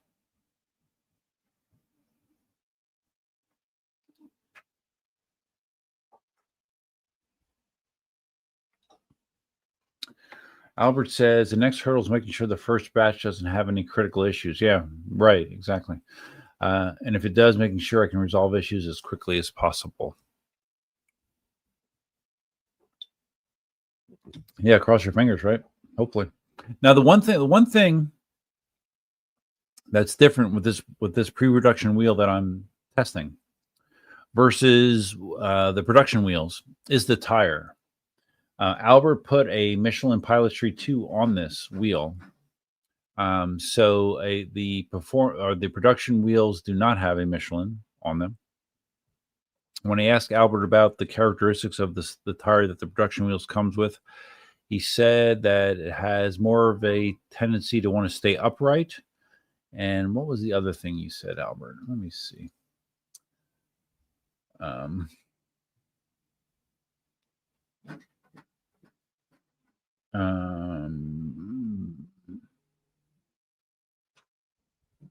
Yeah, stronger upright. So it probably has I don't know, maybe a little bit more of a gyroscopic effect, maybe.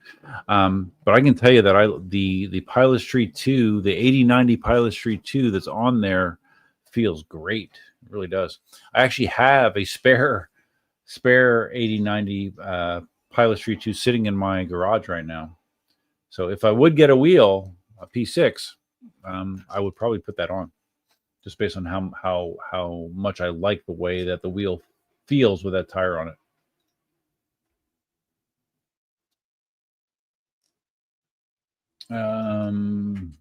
Albert says that the difference with GPS versus wheel speed is 5 to 8% depending on tire and pressure.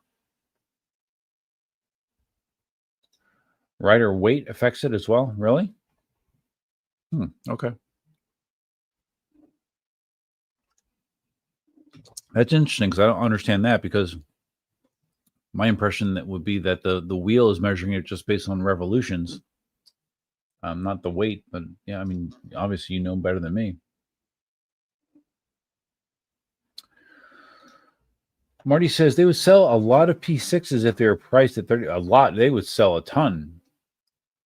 It's funny. Again, Marty, I mentioned how I was listening back on live. I've been listening to old live streams. And one of the recent ones I listened to was when the Sherman came out, and I got a Sherman. And back then, we were saying how I think they were $3,200. They originally they were less than that, and then they changed the price to $3,200 around COVID. And we were thinking like, oh man, it's too expensive to sell a lot. And obviously they were wrong. They sold so many Shermans. So it seems like there's a history that if a wheel is good enough, people will open their pocketbooks to buy it. They will sell out, like Cameron Massey. They will sell Apple stock to buy it. So, yeah, but anyways, so Marty said maybe the gross profit will be more, even though the per unit profit will be lower. Yeah, higher volume, lower profit margin. Yeah, I guess maybe. I don't know. I'm not sure how they decide where the sweet spot is there. Where okay, well, if we drop the price $1,000, we're going to sell X amount more wheels. Like, where do you come out ahead?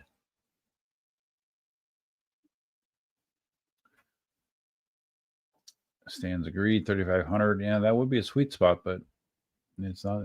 We're not at that spot.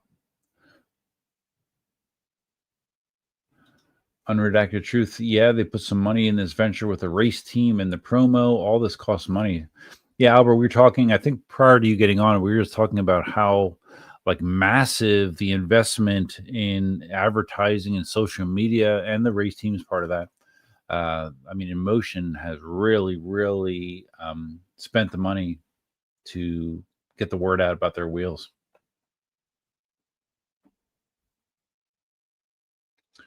Marty says, if the production P6s don't match expectations, Inmotion could be the next King song. It's probably keeping Albert up at night. Well, I mean, I don't know, really. I mean, what about a production P6 would be significantly worse than the pre-production? I mean, I guess at volume there could be problems. You know, if there's, I don't know, an issue on the line or something, but I'm confident it'll be okay. And if it's not okay, they'll fix it.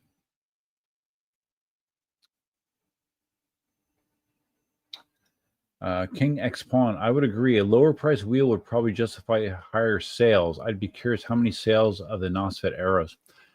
That's an interesting point, and that brings me up to something else. I don't. Can I say who told me this? I won't say because I don't think it matters. But Next Gen Mobility has sold hundreds of NOSFET arrows. E-Wheels has sold very few in comparison to Next Gen Mobility. And you know what the difference is between Next Gen Mobility and E-Wheels? The price. Next Gen was selling NOSFET arrows for, I don't know, was it $300 less than E-Wheels?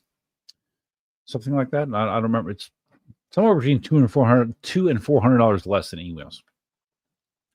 And that difference was enough to drive significant traffic to Next Gen, because people are like, okay, well, if I can spend a few $100s less, I'm just going to buy it from Next Gen. So price matters. Now, it's interesting because of the strategy that Inmotion is taking, where they are price locking. They're guaranteeing that the price is going to be no less than $5,000 for a year, I guess. And that's why they're doing that. I don't know, to try to keep the floor even, so one dealer can undercut other ones. But price does matter. You know, if someone was selling a P6 for a couple $100 less than anybody else, guess what? The vast majority of sales are going to go to that person. So, yeah. It's just a matter of how low, and obviously with the P6, you're not going to see this because the price is locked for a year.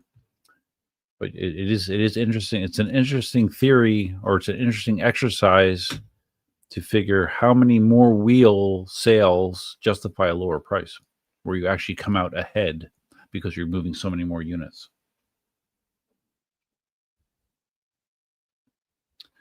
SXM Gator, you'll check them out. You live in Cape Coral. Oh yeah, you're pretty close. So yeah, definitely check them out. PEVconnection.com. Tell Rob I sent you.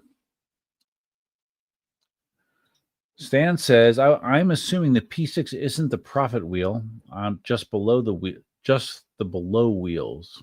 It reminds me of the M series and AMG, not for profit, just to showcase engineering prowess. Yes, maybe.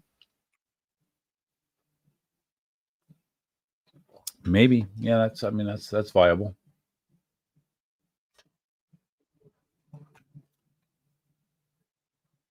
Hold on.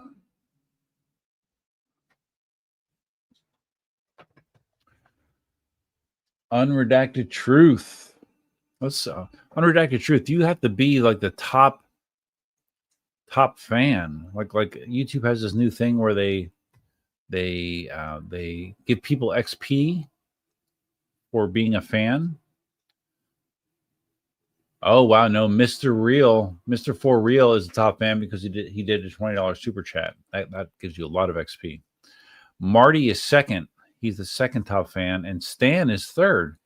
Unredacted Truth. Okay. You both have the same XP. Stan and Unredacted Truth both have 150 XP, so you're tied.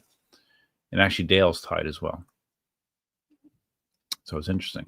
But evidently, they give a lot of XP for super chats because Mr. For Real has 1,000 XP. The next closest is Marty, Stan, Unredacted Truth, and Dale. Interesting. All right, let me before we go back to the comments, let me just go and end. Oops, I've had a poll running the entire live stream, and the poll, I'm going to end the poll because it's been running for a while. Wait. All right. Okay. Poll. How do I manage the poll? Where's my poll at? Where's my poll? Do you guys see a poll? Yeah, there was votes in the poll. Where the hell is it? Poll.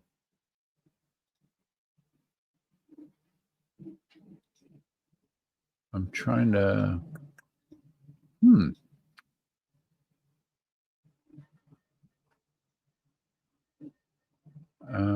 No.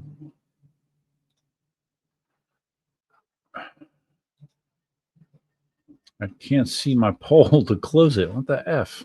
Do you guys see the poll still? I put a poll out there that asked what most appealed to you with the P6, but for some reason I'm not seeing it up there anymore. Interesting. Okay. Well, interesting. Maybe I'll figure it out. Maybe I won't.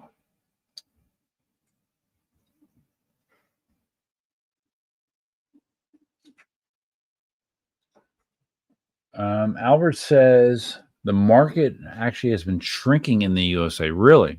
What do you mean? What, the sales in the UC in the space have been going down in the USA? Really? That's interesting, if that's what you're saying.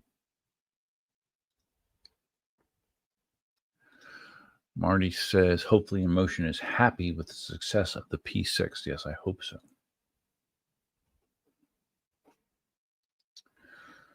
Unredacted Truth you want a knobby tire on the P6? Really? I haven't seen one with it yet.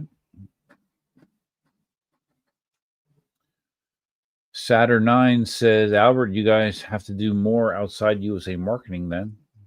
Yeah, I have no idea what they do outside the States.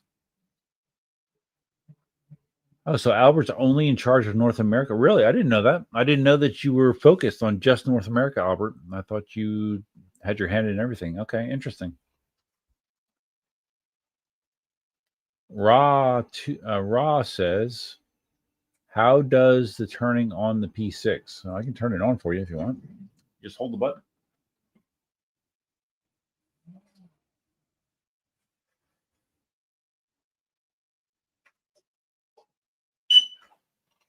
You got to hold it for a little while.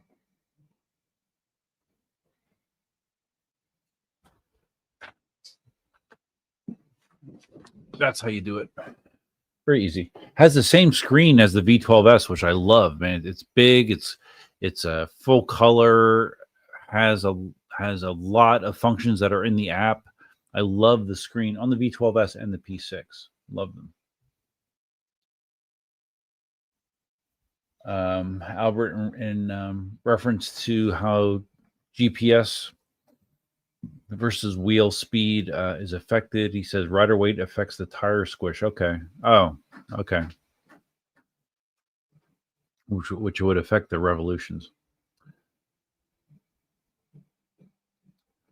Ross saying 3,500 for what? Like that would be a good price? Yeah, sure, would be. Jose, Blue Collar Jose says the price guarantee makes it difficult for the P6 to drop too much. At least, it makes it impossible. I understand why they're doing that.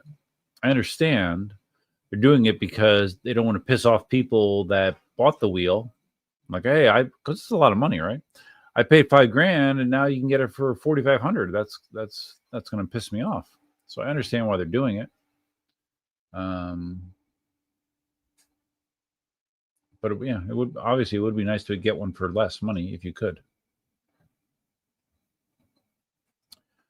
Unredacted Truth says, Albert, keep your work ethic and you'll be in control of global. I truly see a change since you came on with what riders want in a wheel. Yeah, I think Albert's been doing a great job. Oh, so Marty's saying like if the P6 would catch, well, that was, I guess. But remember the S22, that was a demo wheel that happened to. You would think that would happen. If that's going to happen, that would happen with a demo wheel, not the production. But yeah, hopefully not. It's weird, Marty. Did you see the video that, this is a little off topic, but did you see the video that Ustride did? Ustride did a video that referenced your video with the range test in the P6. It was weird. Like he did a whole video referencing your video on the range test in the P6. And then on my video, he made a comment about my range test video on the P6, and he linked your range test video on the P6. And I jokingly just asked him, I said, did Marty like hire you to be like a public relations director for his channel or something? But I didn't know if he talked to you about anything or what, because like Ustride, I'm surprised he's posting videos because he kind of was like shamed out of the community after the whole pink slips race where he bet a wheel that he didn't own in a pink slip race with Wheezy. Albert says mass manufacturing assembly line issues, not so much product performance. Oh, you mean with the production wheels? Yeah, right. Yeah, sure. Raw is waiting for the Big O 252 race VX Max or Libra Kim to do with the next wheel. Yeah, I mean, obviously the performance, other manufacturers are going to try to catch up, especially Big. They don't like ever being leapfrogged in the performance characteristics of a wheel. So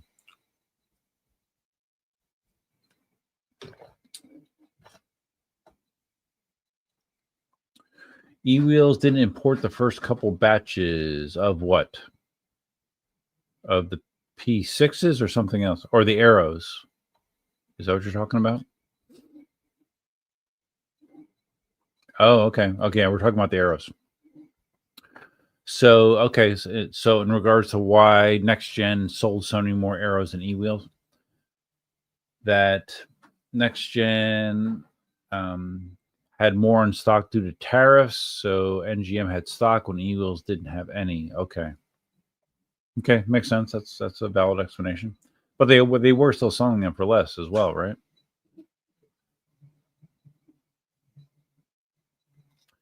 Unredacted Truth says the connecting with people across America is very smart.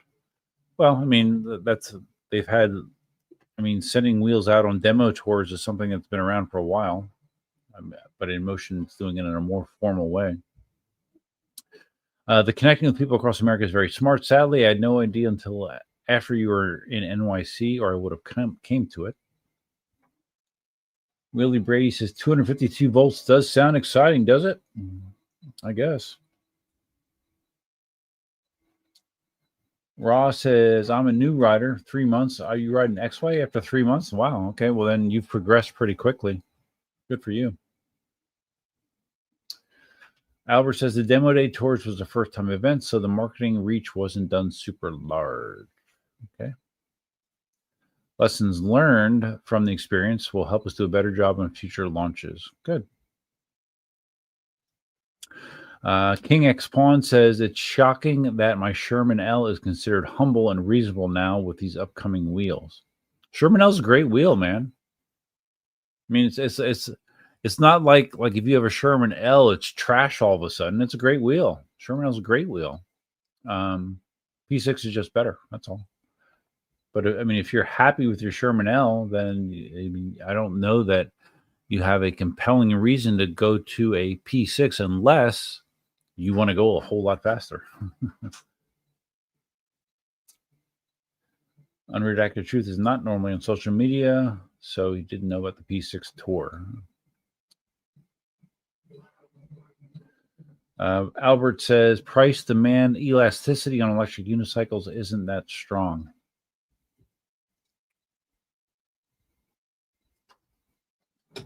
What do you mean?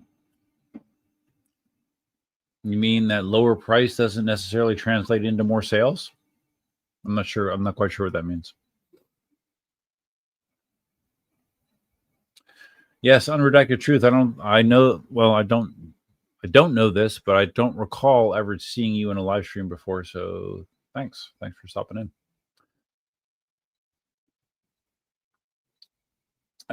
David S. I used to watch your one wheel videos. You have a GT, I have a GTS as well. I am thinking of getting my first EUC, and if I do, it'll. Oh my goodness, David. So your first EUC is going to be a P6. I know it's fast, and there's a learning curve. Your thoughts? For someone that knows how to ride EUCs, a P6 is easy to pick up. I stepped right on and didn't feel like I had to adjust to it at all. To learn on a P6, 112-pound wheel, that's not going to be. You can do it. I mean, people do it all the time. It's not ideal. It'd be better to learn on a lighter wheel. So I mean, obviously you're not going to outgrow it, and that's the reason people normally will do that. They don't want to buy an intermediate wheel and then outgrow it and then have to go to something better. So you won't outgrow it. It's not going to be the easiest wheel to learn on. It's just to learn the basics, but you can do it. I would make sure that you pad the wheel up so you don't damage it significantly during the learning process.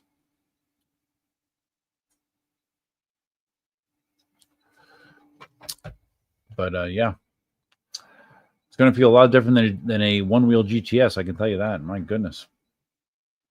Yeah, I haven't done a one-wheel video in a long time. What do you think about that new the new bike that One Wheel is releasing, the Antic?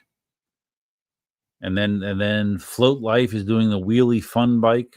It's very interesting. It uses basically, I mean, the Antic uses a one-wheel hub motor, and it has a wheelie mode. I mean, it looks interesting. It looks fun. It's $2,900. Top speed of, what was the top speed in that thing? 35 miles an hour, I think. Range, depending on the trim you get, range of 20 some miles up to 50 miles. I don't remember the specs that well, but yeah. Future Motion's still trying.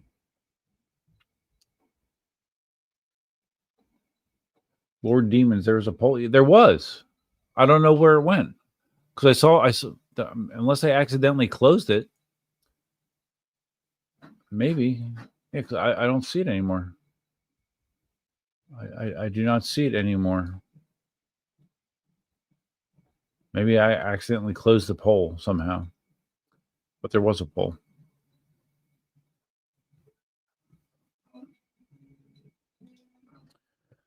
Well, of course you would say this, Marty.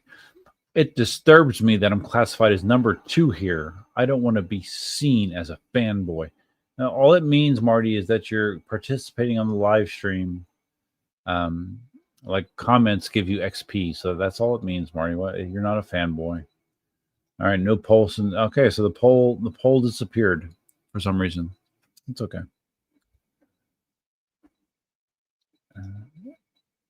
Yeah, I know it was there because I voted on it too. J.K. Ohm voted on the poll. Yeah, whatever. Marty never saw it. All right.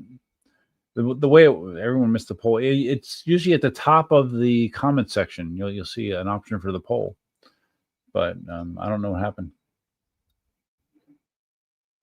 Oh, Oh, oh, that's what happened. Okay. Because, and again, Albert, this is before you got here. There's a new feature in StreamYard that allows you to simulcast both widescreen 16:9 format and phone format, vertical format. The way that StreamYard does this is it actually creates two live streams on your YouTube channel. And when I created that poll, I think I was accidentally in the vertical format. So that poll is probably out on the vertical format side of things, not on the horizontal. That's why. Okay, that makes sense. And I think we have a lot more people that are in the horizontal than the vertical. So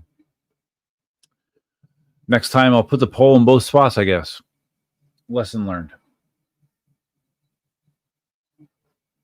Yeah, that's why you guys aren't seeing it.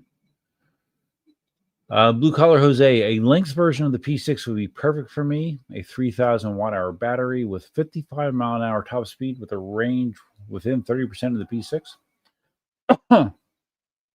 Okay.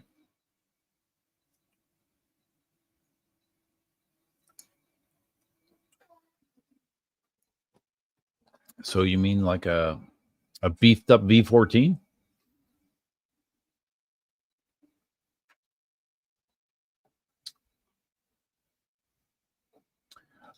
Ross says, I love the features, the touchscreen, the two USB ports, tire pressure. Yeah, that's the other thing I mentioned, the TPMS sensors. The demo unit I have does not have that, but yeah, the production wheels will have a TPMS sensor to monitor the pressure in your tubeless tire. That's great. Great feature. Maxim Denisov. Hi, thanks for your content. You're welcome. What do you think about Inmotion V13 Pro? We've got a sale where you can buy it for $1,400. I have a V13, not a Pro. A V13, and I like the V13. It's a good cruising wheel. It's fast.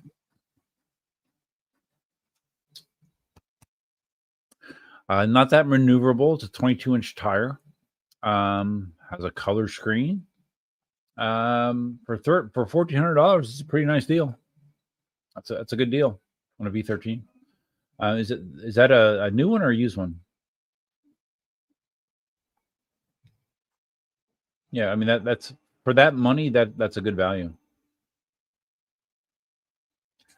King X Pawn, in regards to the shrinking market that Albert talked about, the U.S. market, the lower sales I think has a lot to do with tariffs. Well, it definitely doesn't help. That's for sure. Definitely. Marty responded to David, take it slow. Oh, the David that wanted to get a P6 right away. There's a lot you don't know about EUCs until you put a lot of miles in. True. Potential to get injured too easy with modern wheels. Yeah. I mean, maybe a better course of action would be to buy like have Marty sell you one of his 25 wheels, his lower performance wheels. Have him sell you one of them, and then that can be money that Marty can use to buy a P6. It sounds like a win-win to me. Spartacus. Oh, Spartacus is on the phone, I see. Double tap your phone screen to like the stream. And if you're new, subscribe. Thank you, Spartacus. Yeah, no, a lot of people are confused on how to like the stream when you're watching it on the phone. And it is a little weird because I hardly ever watch live streams on the phone. And I have to tell you that I believe this dual stream format is getting more eyeballs on it because I'm currently showing that I have 61 viewers simultaneously, which is more than normal. So I think there is some merit to this new system that StreamYard has. Stan asked Albert, why isn't China leading in EUC purchases? Thanks. I don't know. It's true. China does have like what? How many billions of people? 2 billion, 3 billion? Yeah, that is a good question.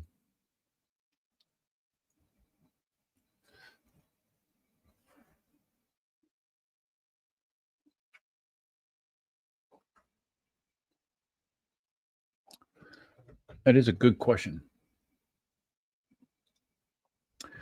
You can turn the P6 while it's on its kickstand. Yeah, I know that, Marty. Yes, you can. just like a V12. Blue Collar Jose says, David, get a V9 or V12S. P6 is like a 1 liter bike, too much for beginners. It is a lot, but I know people that have done it. I mean, I remember people used to buy a Sherman as their first wheel, and I remember saying that's a lot of wheel for your first wheel, and they took their lumps. But some people did. Some people learned on it. Some people gave up. Marty says sales of the P6 are going to tank 9 months from now. What? Why? What happens in 9 months, Marty? Maybe that's a joke I'm not getting.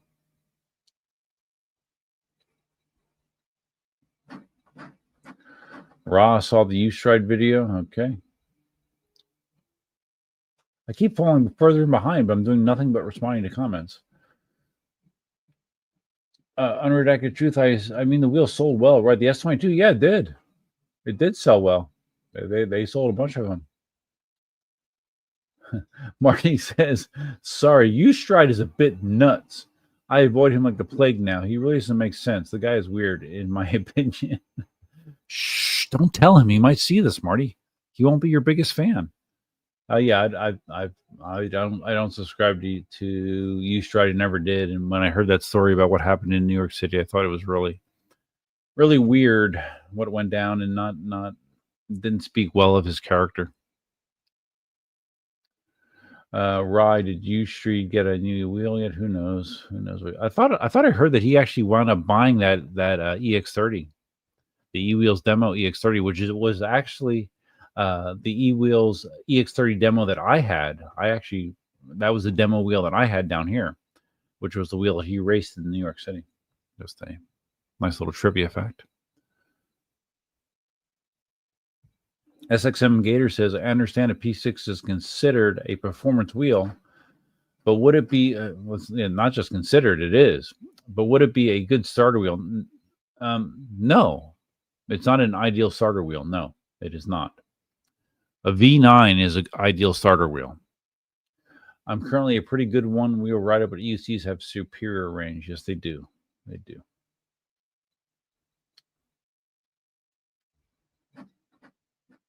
Here, I'm gonna make Marty excited. Watch. I'm gonna engage the lift switch. I'm gonna put it on its kickstand.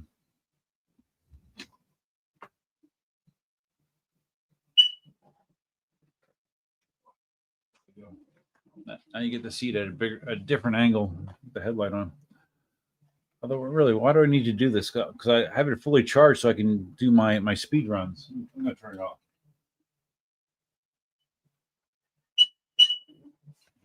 That's what it sounds like when you turn it off. Drumbree, what are your thoughts on the P6 app from Inmotion? I hear there's a setting to adjust the return speed of the pedal hardness or softness when accelerating. Do I have that right? I haven't gone through all the different settings in the app. Albert can probably answer that really quickly if he's here. But I believe that there are settings for that. It's like acceleration assist, basically. Marty says, once you've experienced P6 quality, it does make you wonder about Begode. The only way for Begode to stay in the game is to keep selling their wheels cheap. Yeah. Yeah, I mean, putting a P6 next to any Begode wheel, I mean, it's literally like night and day. It really is. It's not even close.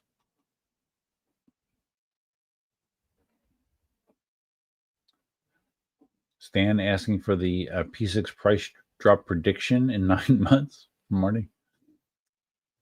Lord Demonos says, I bought a P6 as my first wheel. If that helps at all, I don't see why it would be bad for a beginner. Just big, large, and heavy. That's why it's bad for a beginner, Lord Demonos. But that's fine. Hey, it's fine. If you wanna learn on a P6, go ahead, learn on a P6. Just put some pads on it. And do not go fast for a long time.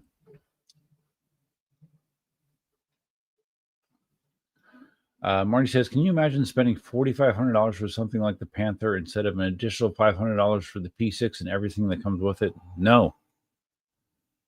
I mean, no, I'd be pissed off. You put a Panther next to a P6, I'd be pissed off. Marty loves his X-Way. Oh, yeah. Oh, you have an X-Way too, Marty? I have no idea how many wheels you have now. You have an X-Way. Okay, good. Why don't you sell that? Put that towards the P6 fund.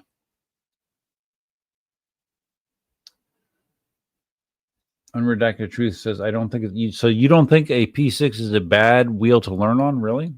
I don't know, dude. I mean, because I mean, when you're learning, I mean, you're literally learning how to like to brace your leg and like where the balance point is, and to have a wheel that heavy. I mean, it's not going to be easy, man. It's going to be tough. That weight, I think, is a big negative when you're trying to learn. Marty says the Sherman L is great, but now old tech. All great things have to have an end date. Sure, I agree with that. Lord Demino says the crash test videos really sold me on the safety aspect. What do you mean? When they in China, when they were like running it down steps and into walls and stuff?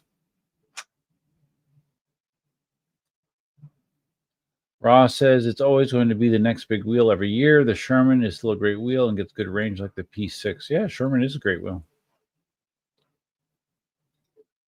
Those stairs were brutal. Yes, they were. Only 7 people have liked this live stream? Really? Let me look. I'm looking at the widescreen format live stream because there's going to be likes on both sides. 17. I see 17, Marty, not 7. But that's still not a lot. More likes the better. Oh, Alan's here. Ditto Head. What's up, buddy? Just finished a 60-mile ride. Glad to see you streaming. Hoping to be in your area in a couple of months. Yeah. Alan mentioned that he's going to potentially be in Florida over the winter. So, yeah, it'd be good to see Alan. Albert explaining his price elasticity statement. A price difference of 10 to 15% isn't significant in terms of sales. However, of course, if you do a 50% difference, it generates significantly more sales, 10 to 15%. Okay, so like using the P6 as an example, you think that there wouldn't be significantly more sales if it was $4,500 versus $5,000. I don't know.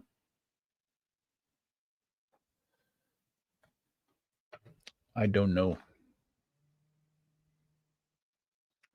Ross says P6 for his first wheel is crazy. I made the mistake by buying a Master V3. That's a heavyweight. I didn't have Master Pro, a Master Pro or a Master.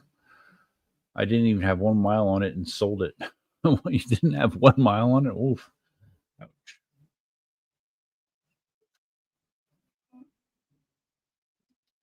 Albert says the price protection was done for several parties. Consumers feel confident with value and purchase.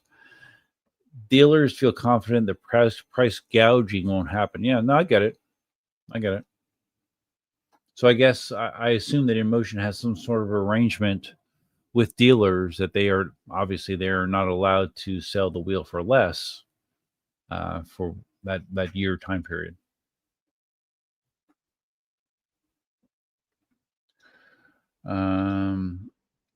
Albert says with all the tech in the P6, it does cost a lot, so the margins are quite small. There is a lot of tech, that's for sure.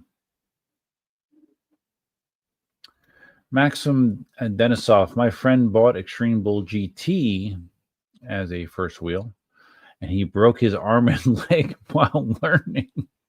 Ouch. I don't mean to laugh. I mean, that's not good. But after this, he rode 5,200 kilometers during 1 year. Okay.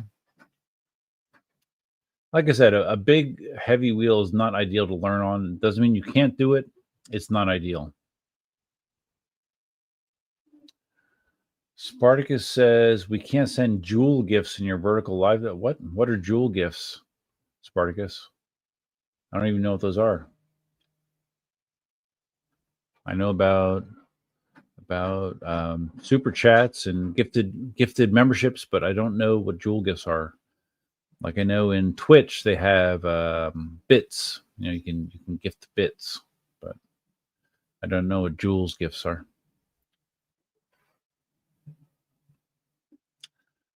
Spartacus, yes, I can read both chats. Like I can see if someone is on the vertical live stream or the horizontal. Like I can see that you are on the vertical. It tells me. Spartacus again. Double tap your phone screen to like the stream and subscribe. I've actually had a nice bump in. Not only have I had 7 new channel members in the last week, but I've had a unusual bump in subscribers as well in the last couple weeks. Maybe it's because of the P6 content. Maybe I'm pushing to get to 16,000 subscribers. That's my next goal. But yeah, I've had a noticeable bump in subscriptions.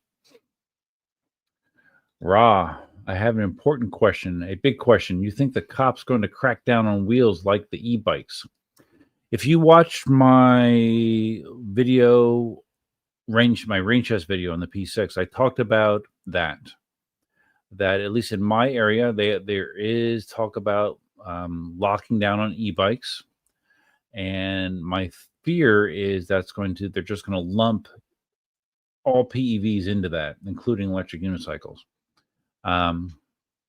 Where they're not supposed to have more than a 750 watt hour motor, not supposed to be able to go more than 28 miles an hour. And if they exceed those specs, they're not allowed on the road. They can only be used in private property. It hasn't, as far as I know, it has not been passed yet, but that's been thrown around. Now, there also has been something that someone sent me that the Florida state troopers have in regards to PEVs and enforcement, where it shows different types of PEVs and the rules that apply to it. And in that graphic, yes, I can pull it up for you, I think. Let me see. In that graphic, it kind of makes EUC seem like they're excluded from all this stuff. Let me see if I can find it, because I actually saved it so I would have it if I ever did have an incident. I could say, "Hey, look at this. Your e-bike rules do not apply to me." Where is it? There it is. Okay. Let me share the screen. Add to the stage. Make myself small. Okay. Hopefully you can see this. So it goes about the different vehicles. If they can be operated on public roads, if helmets are required, if a driver's license is required. And if you look at electric unicycles, they actually do have their own column there. Everything is not defined. It is not defined. Whereas when you look at electric bikes, it mentions the 750 watt restriction on the motor, max speed of 28 miles an hour. Helmet required if you're under 16. Operate on public roads, yes. But with EUCs and one wheels, actually they have one wheels listed there as well, it's not defined. So, and this was a pamphlet that was handed out to Florida state troopers. So now, but the problem is local municipalities, they can have their own rules that supersede this. So, yeah, and I shared a story on that range test video where a local EUC rider reached out to me and said that he got pulled over by a county deputy doing like 35 miles an hour on one of the public roads here. And I guess he was I don't think he was in the bike lane. I think he was actually in the roadway. He got pulled over. He got warned. He got told that if he got stopped again, he could be fined and they could take his wheel away. So I have never had a negative. Actually, I really haven't had any significant interactions with law enforcement in the 9 years plus that I've been riding. That doesn't mean that it's going to always be that way. So unfortunately, it's coming. And when you see that, and again in that video, I mentioned there's this one guy. I don't remember his name. I don't know where he lives, but he's one of these guys that's all about drawing attention to himself. So he's been posting these videos on social media of him riding his wheel seated on the highway in the middle of cars, dangling his feet in front of the wheel, going God knows how fast. I don't know, 50 miles an hour plus, in the middle of the highway. videoing himself to get clicks and likes and recognition. And that stuff just drives me crazy because that's the kind of shit that if the wrong person sees it, it's just like, oh, look at this. What is that thing? That's an electric unicycle. Oh, we gotta legislate those. We have people doing stupid things on them. That kind of behavior drives me crazy, man. So, anyways, hopefully I answered your question. Unredacted truth, yes, they have a V13 Pro. The V13 Pro is what, remember, I think it was last year, Inmotion was blowing out the V13 Pros for $19.99. Remember that? They're black, like they have black accents instead of orange.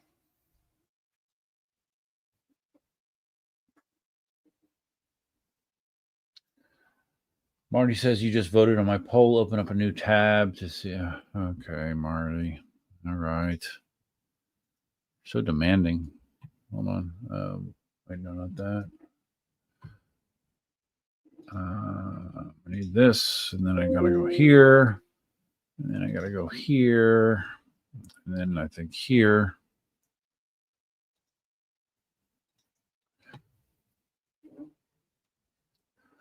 Yeah, there it is. Okay. Yes. Okay. All right. This is gonna be weird because you're gonna see me. Don't lose your shit. Okay, I'm gonna show you on the narrow format. There's the poll, and I'm gonna end the poll. Can I end the poll? End the poll. Okay. So the poll results right there. They are, if you can see them. What appeals the most to you about the P6? There's 4 choices: speed, power, features, suspension, range, and appearance. 57 votes. The clear winner, the speed and the power of the P6 is the most appealing thing, 55%. Features and suspension, 33%. Range, 12%. And appearance, 0. Nobody cares about the appearance. It is a good-looking wheel. I think it's a good-looking wheel. But yeah, as far as buying decisions go, no one cared about that. Interesting. All right. I thought at least some people would care about how it looks. Guess not. You happy now, Marty? I hope so. Ross says, I left e-bikes to come to EUC, and it's a lot of people like me doing the same. Yeah, sure. It's distracting. Close that. David says, the mini of the Antic is not my thing. Looks like a toy for kids. I want a speed and something that I can also commute in Atlanta. Well, I'm almost sure the top speed is 35 miles an hour, so it's not slow. But yeah, I don't know. I mean, there's a lot more like electric, like Surons and that type style device sold than EUCs. That's for sure. And maybe the Antic is trying to jump on that bandwagon. Saturn thought that YouTube was glitching. Nope, not glitching. So Unredacted Truth thought that the price protection was smart by Inmotion, made his decision to buy the P60 even easier with the price protection. Yeah, no, I agree. King X Pawn, after riding the P6, it totally changed how I ride my Sherman L. I never felt so confident leading that hard, and I only get 280 phase amps out of the possible 500 on it. I can push my Sherman L. Cool. That's cool. So Maxim says that $1,400 is for a new V13 Pro. Our local shop decided to stop selling EUCs and made a huge discount. It was insane. Lots of EUC riders bought new wheels with great prices. Yeah, that's a good deal, without a doubt. Marty says Chinese can't afford the wheels. Marty, that sounds like a racist statement. Cho Lee, I am most likely going to shred the P6 off-road. Oh, yeah? I'm concerned about that giant screen cracking like the V12. I crashed my times on my L and the screen had held up. How durable is the P6 screen? I don't know. I haven't seen anyone crash a V12S significantly that a screen crack. I don't know how durable it is, to be quite honest with you. Hopefully somewhat.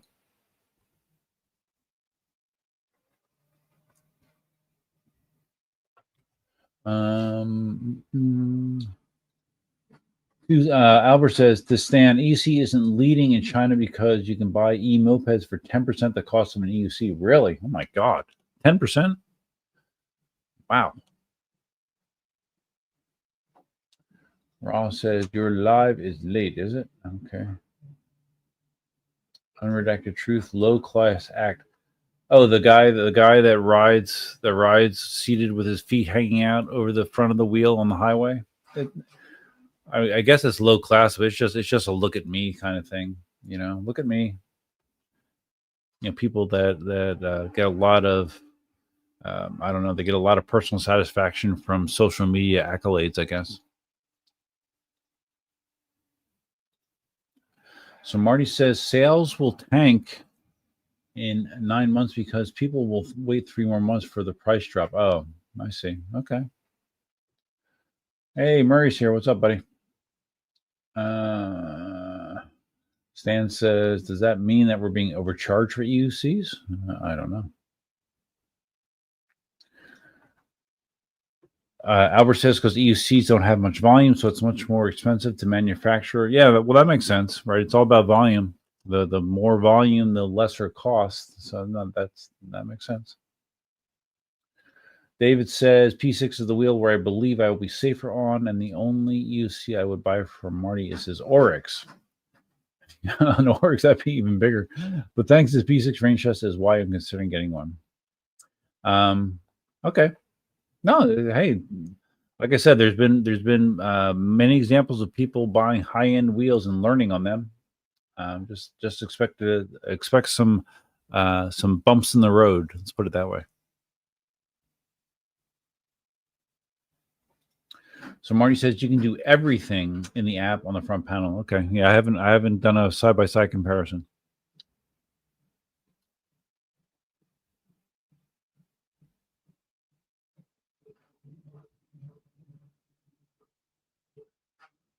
Okay, I'm kind of skipping ahead because I'm going to wrap this up soon here, guys. David, does the P6 come with pads? I don't know. I don't know if the production P6s come with pads. Mine did not. But mine, I'm a production wheel, so I just have V12S pads on it. Albert can answer that. Brave Dave says Panther isn't a bad wheel performance-wise. Yeah, no, I didn't say it's a bad wheel, but when you compare it to an Oryx, I don't understand why you would want both. Why you would own an Oryx and a Panther? That makes no sense to me.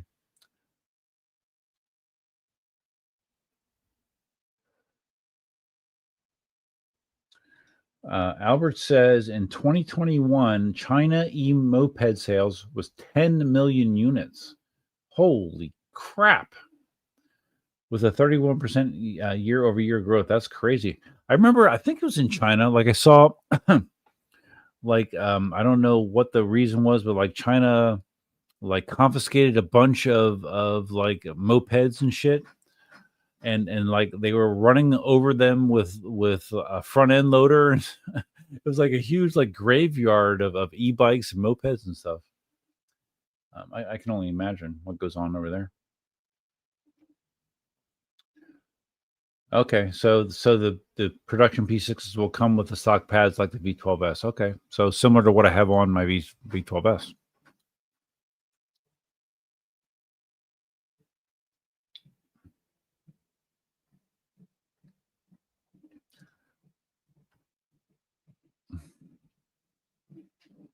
Hold on one second.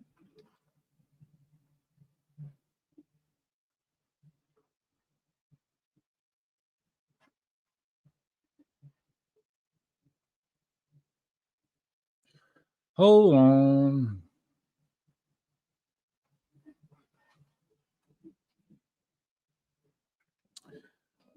Almost done. There we go. Do that. Okay. Did I mention my Thanksgiving is going to be a lot different than this year than last year?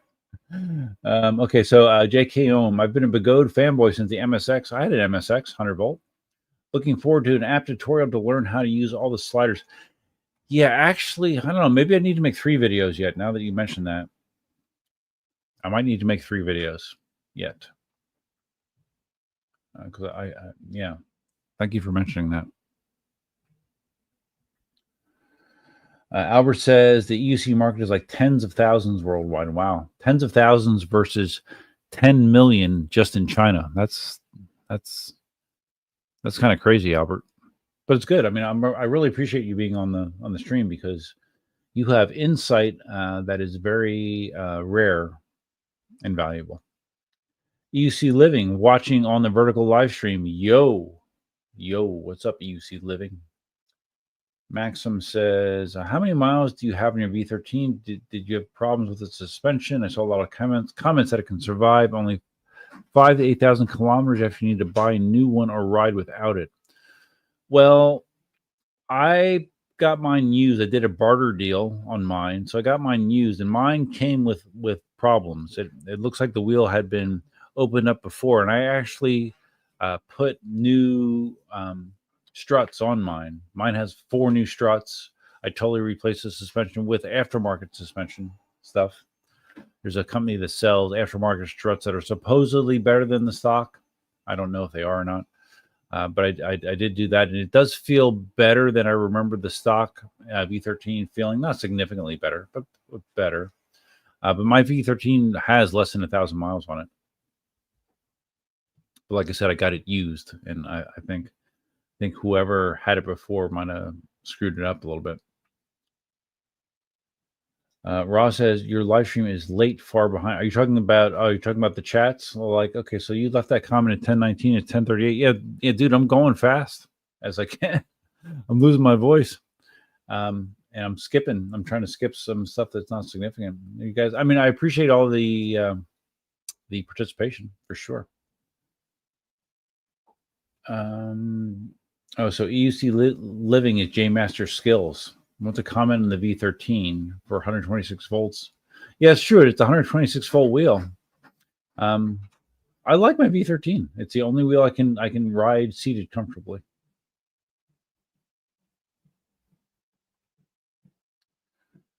Okay, I'm skipping a little ahead.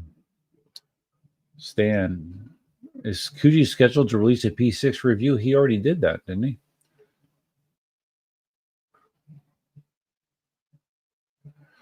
Marty talking about the P9. I think he means the V9 would actually be great to learn on, lightweight and big surface area for leg, inexpensive. Yeah, I think the V9 is a great way to learn on.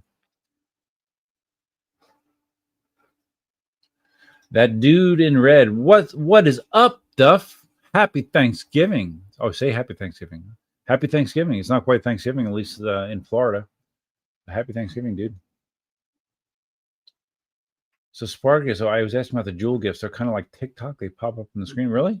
Maybe that's something new. I'm not aware of it. Spartacus helping to promote the screen again, reminding people to hit the like button. It's absolutely free to hit the like button. Go ahead and hit that like button. I'm skipping ahead. That dude in red, I ride my Sherman S and I love it. I'm thinking about leaning to the P6 or the Apex. So I take a P6 over an Apex any day and twice on Sundays. I've been doing more off-road lately. Well, okay, well then maybe you want an Apex. And you might move to Florida for the family. Cool. I love my Sherman S. It's a great wheel.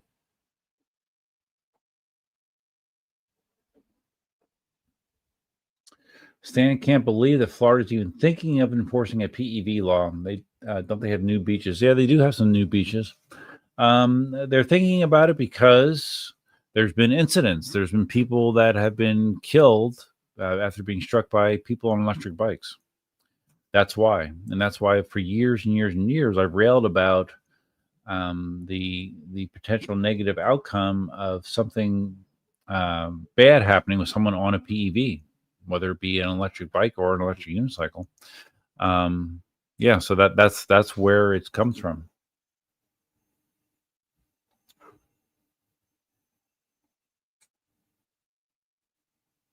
Scrolling. Maxim says we already have these regulations in Russia. You can ride your EUC if it weighs less than 35 kilograms and have 2,000 watt powers or something, or SMTH. But nobody can understand the difference, so now we are safe. Good. Okay. Yeah, I never heard about what the laws were in Russia. I always assumed that there weren't any.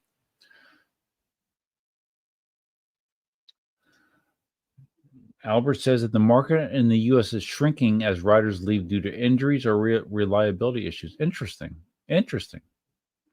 I guess I had a blanket assumption that every year the market was growing, Albert. That's very interesting insight to me.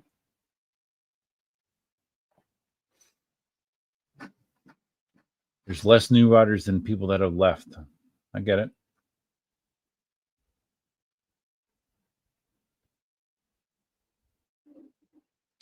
Brave Dave says he senses the market is shrinking too. Yeah, I just assumed because the market has been growing that it has continued to grow, but that's very interesting. That it's at least based on the numbers that Albert's seeing that it has plateaued, if not gone downward. Unredacted Truth cares about looks and would never buy a V9. I remember for a number of Inmotion wheels. I remember when I first saw them, I thought I didn't like the way they looked visually. The V9 was on one of them. The V12 was another one, and the V11. Remember when I first saw it, I'm like, that doesn't look that good. But with all three of those wheels, once I had owned them and had them in person, I liked them more. I don't know. I like the kind of quirky look of the V9.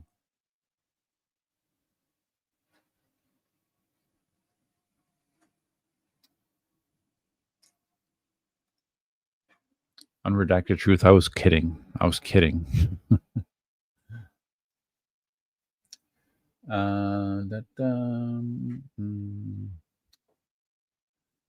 Easy Living. Isn't that the Alien Rods guy? Who's the Alien Rods guy? Albert says the racing community is super niche. Yes. Yeah, I've talked about that in the past. Like the people that are pushing for race wheel, like Zen, for example, Zen Lee. He's racing. Pushing the racing angle, and it's a super small segment. But a lot of the people that are in the racing scene, they are. It's like the loud minority, basically. They have a lot of social media activity, could be potentially vocal. So I think they get disproportionately a large amount of attention for what in reality is a very small segment of the EUC community. That's interesting. Albert said that TEF1 viewership was only 200 to 300 views on the TEF1 video. Really? That's really low. That's really low. Wow. Thank you, Spartacus. I mean, Marty has Ustride as his PR department, but I'll take you over Ustride. You're doing a better job than Ustride is for Marty.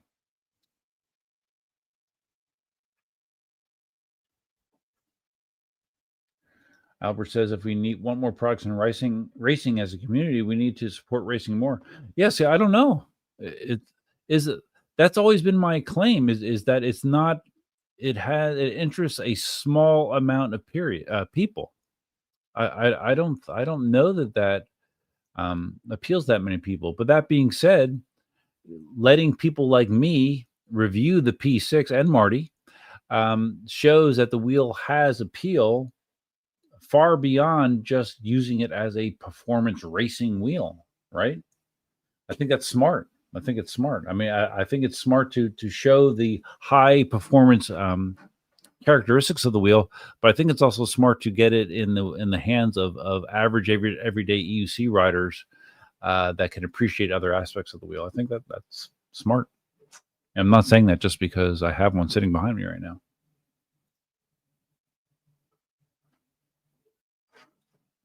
I got you. I know what you meant about Ustride. I got you.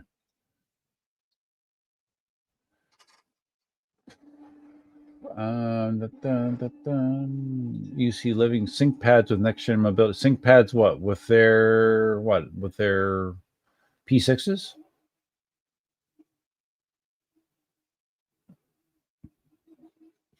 Ratman. Okay, Murray, you came in here late. We talked about this very early in the stream. There's a new feature with StreamYard, the streaming platform that I use, where I am now able to do vertical and horizontal streaming at the same time. The way it does this is it actually creates two streams on YouTube. And if you're watching on a phone, by default, it's going to show you the vertical live stream. You can still watch the horizontal one if you want. Earlier in the chat, I post the link to the vertical or the horizontal live stream that you can watch it however you want, like the way you used to watch it. But this is kind of interesting because it actually is resulting in more concurrent viewers than I'm used to, having both of these formats out there. So that's why you're seeing that, Murray.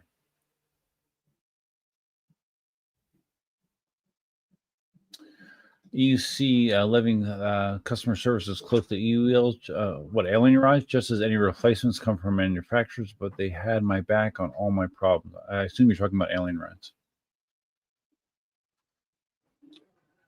Just a normal man. What wheels do you currently own? Me? I own a Inmotion V13, an Inmotion 8S.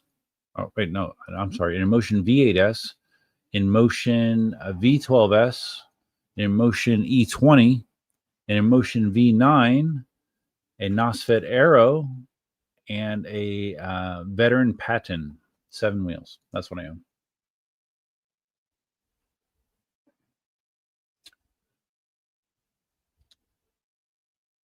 I'm trying to scroll ahead to get more caught up because I really am going to need to go to bed soon. So I'd like to get caught up here before I do. Nick Fortune, you mentioned the tendency of the V9, V12 to wobble compared to the P6. Could you elaborate? Like with both of those wheels, and part of this is because of my issue with, if you've ever, people ask me, they're like, why, how comes when you ride, like it looks like your legs never touch the wheel, like your lower legs? And that's because I'm bow-legged, and it's a problem that gets worse as you get older. That's why. So that's probably part of the reason that I have more issues with wobble on those wheels, the V9 and the V12S. They are narrow, more narrow, and the Aero more narrow than the P6. But even with the P6, my legs are really not touching the wheel all that much. But it's just stable. It's just stable. I've got no wobbles at all. Like you'll notice when I'm riding my V12S, I'm usually carving. And I'm usually carving to just keep my ride smooth. If I ride dead straight on a V12S, I seem to get issues with wobble sometimes, and braking for sure. But with the P6, over 100 miles, and I haven't seen that behavior at all. It's so good in that regard. No problem at all. Combination of the weight and just the way the wheel is built. Albert's heading out. All right, buddy. Going to visit Libra Kim with Jack. Nice. I really appreciate you stopping in. I'm sure you're probably gone by now, but thanks.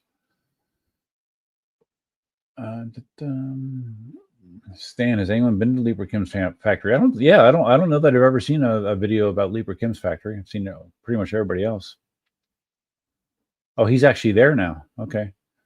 All right. Shoot a video. Pull out your phone.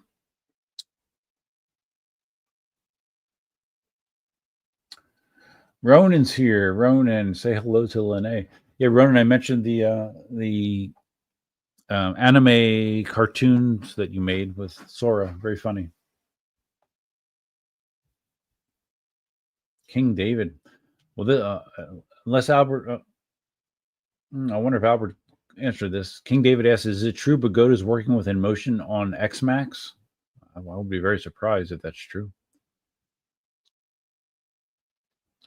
Jose says the V9 is inconspicuous. That's why I love it. Yeah, it is. It's great. It's a great wheel. I've taken it to work. I've used it to commute to work. I only live 3 miles from my office, so yeah, it's a great little wheel. It really is. It has a surprising amount of features for what it costs. Stan, yeah, I mentioned this earlier. Stan, where's Zen? Yeah, for a while, Zen was like posting every day, leaving his thoughts on pretty much anything other than under the sun, and then he just kind of disappeared. So I don't know. I've heard nothing.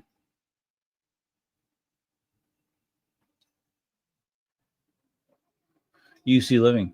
And no, Alien Rides. The guy who dangles his feet is what? Kevin from Alien? No, it's not Kevin. It's not him. Is it? Or is he like one of the Alien Rides guys? I don't know. Whoever he is, I don't think that he's doing the community any favors. That's my opinion.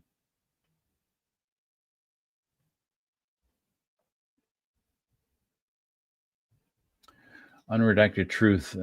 He says it's terrible as EUC racing is an excellent sport.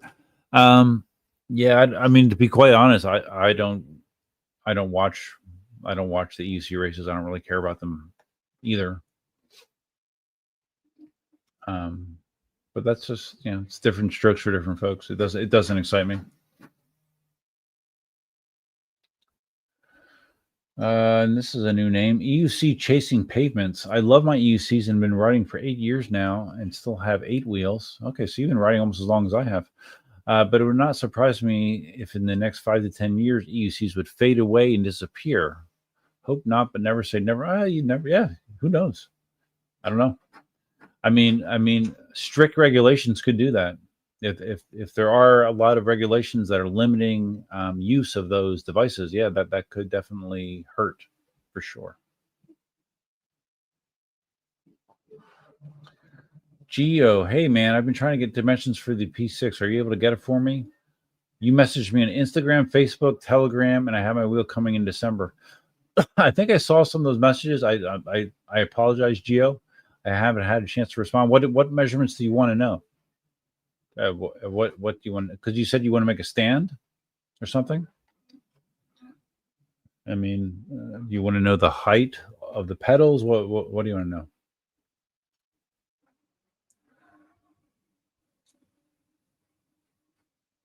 Raw, I have a question for you, Duff. I like when people start their statements with "I have a question." It makes it more exciting for me. Did Marty go to sleep? He might have went to sleep. What's your favorite thing about the P6 and why? I don't have a singular answer for that. I've been asked that before, actually, because I like multiple things, and one isn't necessarily significantly more than the other. I love the suspension. I love the feature set. I love having all the features that they include. Inmotion includes with their wheels. I love that it has the ability to go far. I love the ability that it goes fast, that it has a high overhead, so I would never get in trouble. I think it visually is a good-looking wheel. So, yeah, I like Inmotion as a company. So, yeah, I couldn't say just one thing. Sensei's here. What's up, buddy? Sensei, are you buying a P6?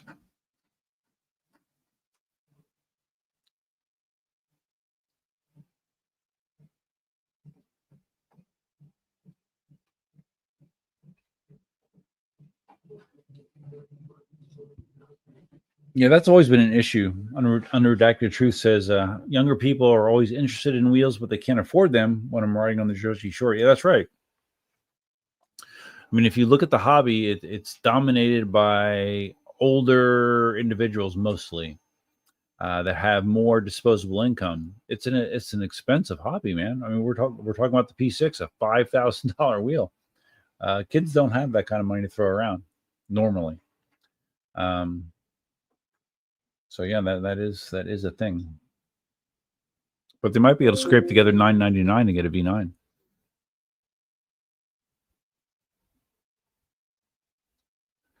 UC Living.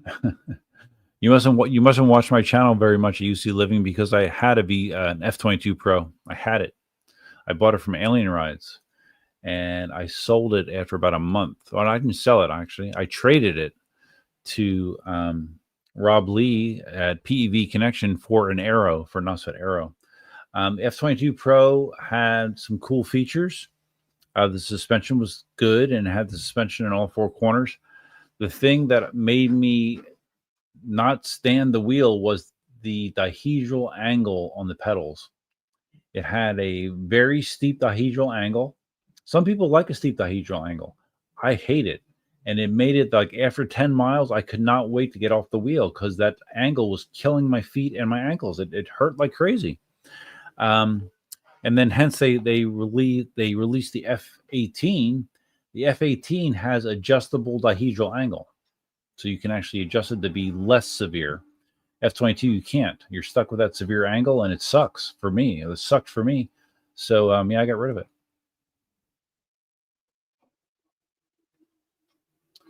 All right, so Murray likes me wide. All right, that's okay, man. Yes, I can see you're back on wide.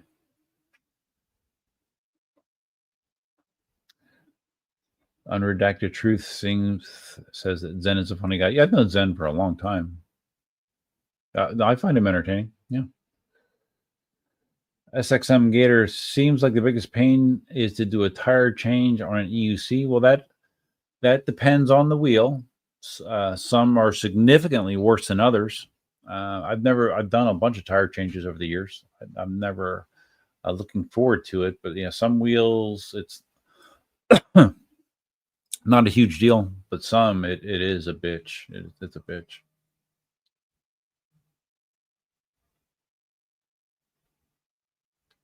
Spartacus says Tommy Jordan. It's so funny how Vibes is now migrated his channel to it's the Tommy Jordan show, and he's dealing with the Dabbleverse, which I still don't understand what that is. He's told Vibes told you that Mark Rebele, I don't even know who that is, got into a crash recently. I don't know who that is.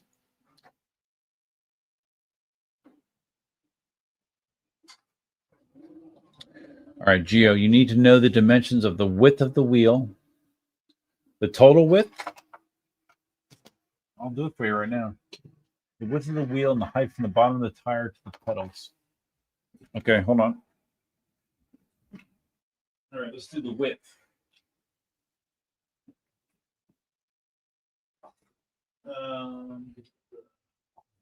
This isn't going to be exact. It'll be an eyeball.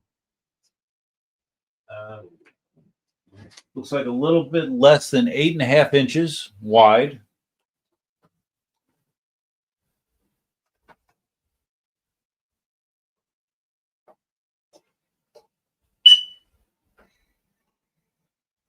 And all right.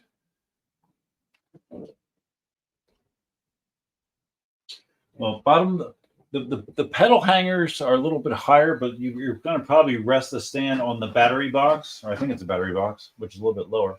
Whoa, that almost dropped. I'll give you both measurements. All right, to the bottom of the pedal hanger.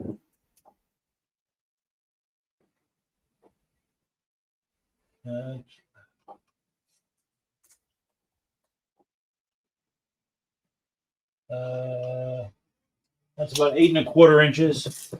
So at the bottom of the battery box.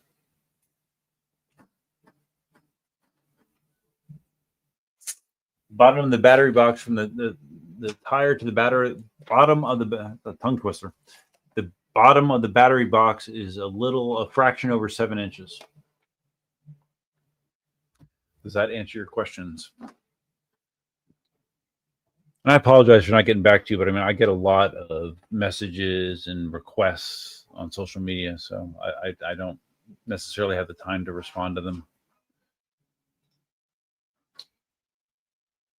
Murray, has Zen washed his hair yet? I don't know.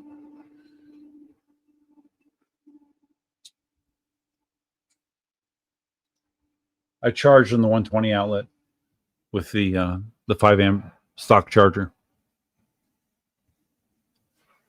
Marty turns it on. Did Marty say goodnight? Normally, like when he leaves, he checks out, or he'll notify us. But I guess I don't know. Maybe he's mad.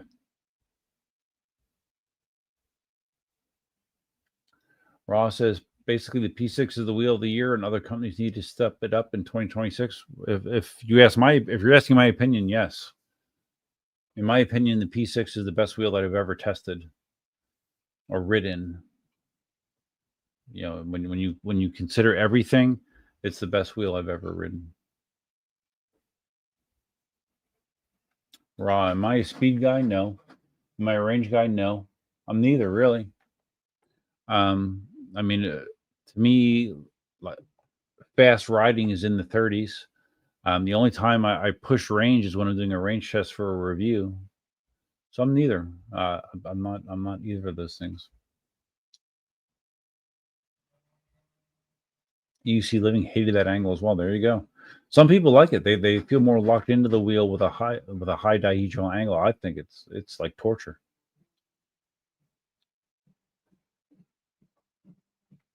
Sensei's afraid to buy the P6 or ride the P6 because they know. Oh yeah, you will want to buy one. Like for me, like if someone has asked me, and this is something I will answer in my final wrap up video on the P6. And that answer may shift. I don't know, but like right now, if someone would say, "Okay, Duff, are you going to buy a P6?" and my answer would be, I want a P6. I don't need a P6. If I'm going to buy a P6, the answer is maybe. Maybe. I don't need it. I don't need it for my situation. Do I want one? Yeah. It's a great wheel. Who wouldn't want the best wheel that you've ever ridden? Stan says the max speed on the F22 was 45 miles an hour. Is that true? If so, the F22 is a fraud. Well, that is true with the initial release, but there was a firmware limitation, and my understanding is with a subsequent firmware that Kingsong released that you were able to go faster. How much faster, I don't know. Stan remembers me talking about the dihedral angle. Yes, I hated it. Yeah. I think I took a picture of the dihedral of the F22 versus like a my V13, and it was like night and day. Jason Cook, I don't know if I've seen you on a live stream before, Jason. Jason watching on his phone. I currently have an EX30, and I put my order in for the P6. Oh, nice. Do you think I'll be happy with the upgrade? Yes. The main reason for switching was because of a random cutout and bad crash on the EX30. Yes, Jason, you will be happy. I evaluated the EX30, and the P6 it's like night and day. EX30 is a good wheel. It's a good wheel by Begode standards, but the P6 it's light years ahead in my opinion.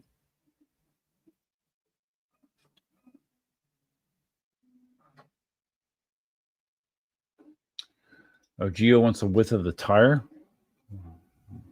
Okay.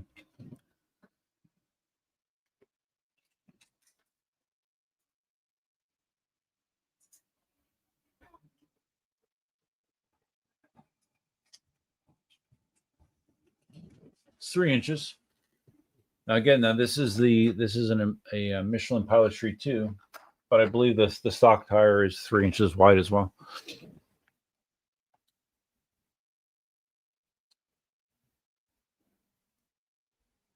Tornado in the office? What?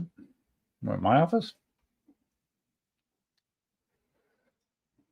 Stan asked about the V13's width. I don't have it in here. It's out in the garage. I can't do that quickly. It's wider.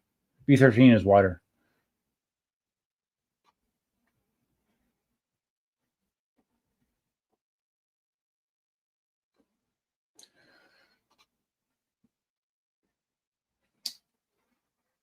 Um, 360 Fly is the motion alarm on it as well. Are you talking about the Ride Connect feature, the cellular modem deal that Inmotion has in the V9, the V12S? Yes, it's in the P6 as well. Cellular modem, like if your wheel was stolen, you'd actually be able to track it in the app to see where your wheel is.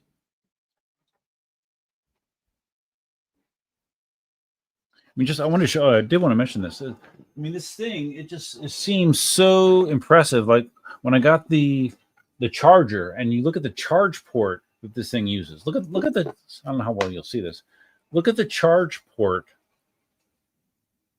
for the P6. It's like a metal clasp. I mean, you feel like you're plugging in like my Tesla, basically. That's what this charge port reminds me of. Compared to, and there's no way you can mess it up. You know, compared to conventional charge ports where you have just like a little tit that you have to line up and you might mess it up and you have to feel around for it. This is like industrial charging connection. And for whatever reason, this impressed me. Just saying.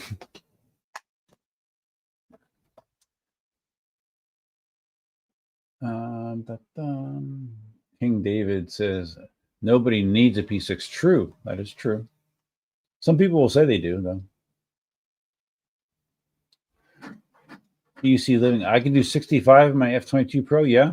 After the firmware update, though, right? You couldn't do that before. Because if you could, I don't know of anyone else that could.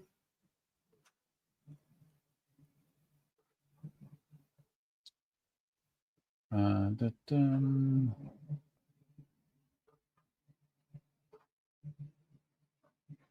you guys are talking about the weather. I heard about the storms up there. Yeah, it doesn't sound that good.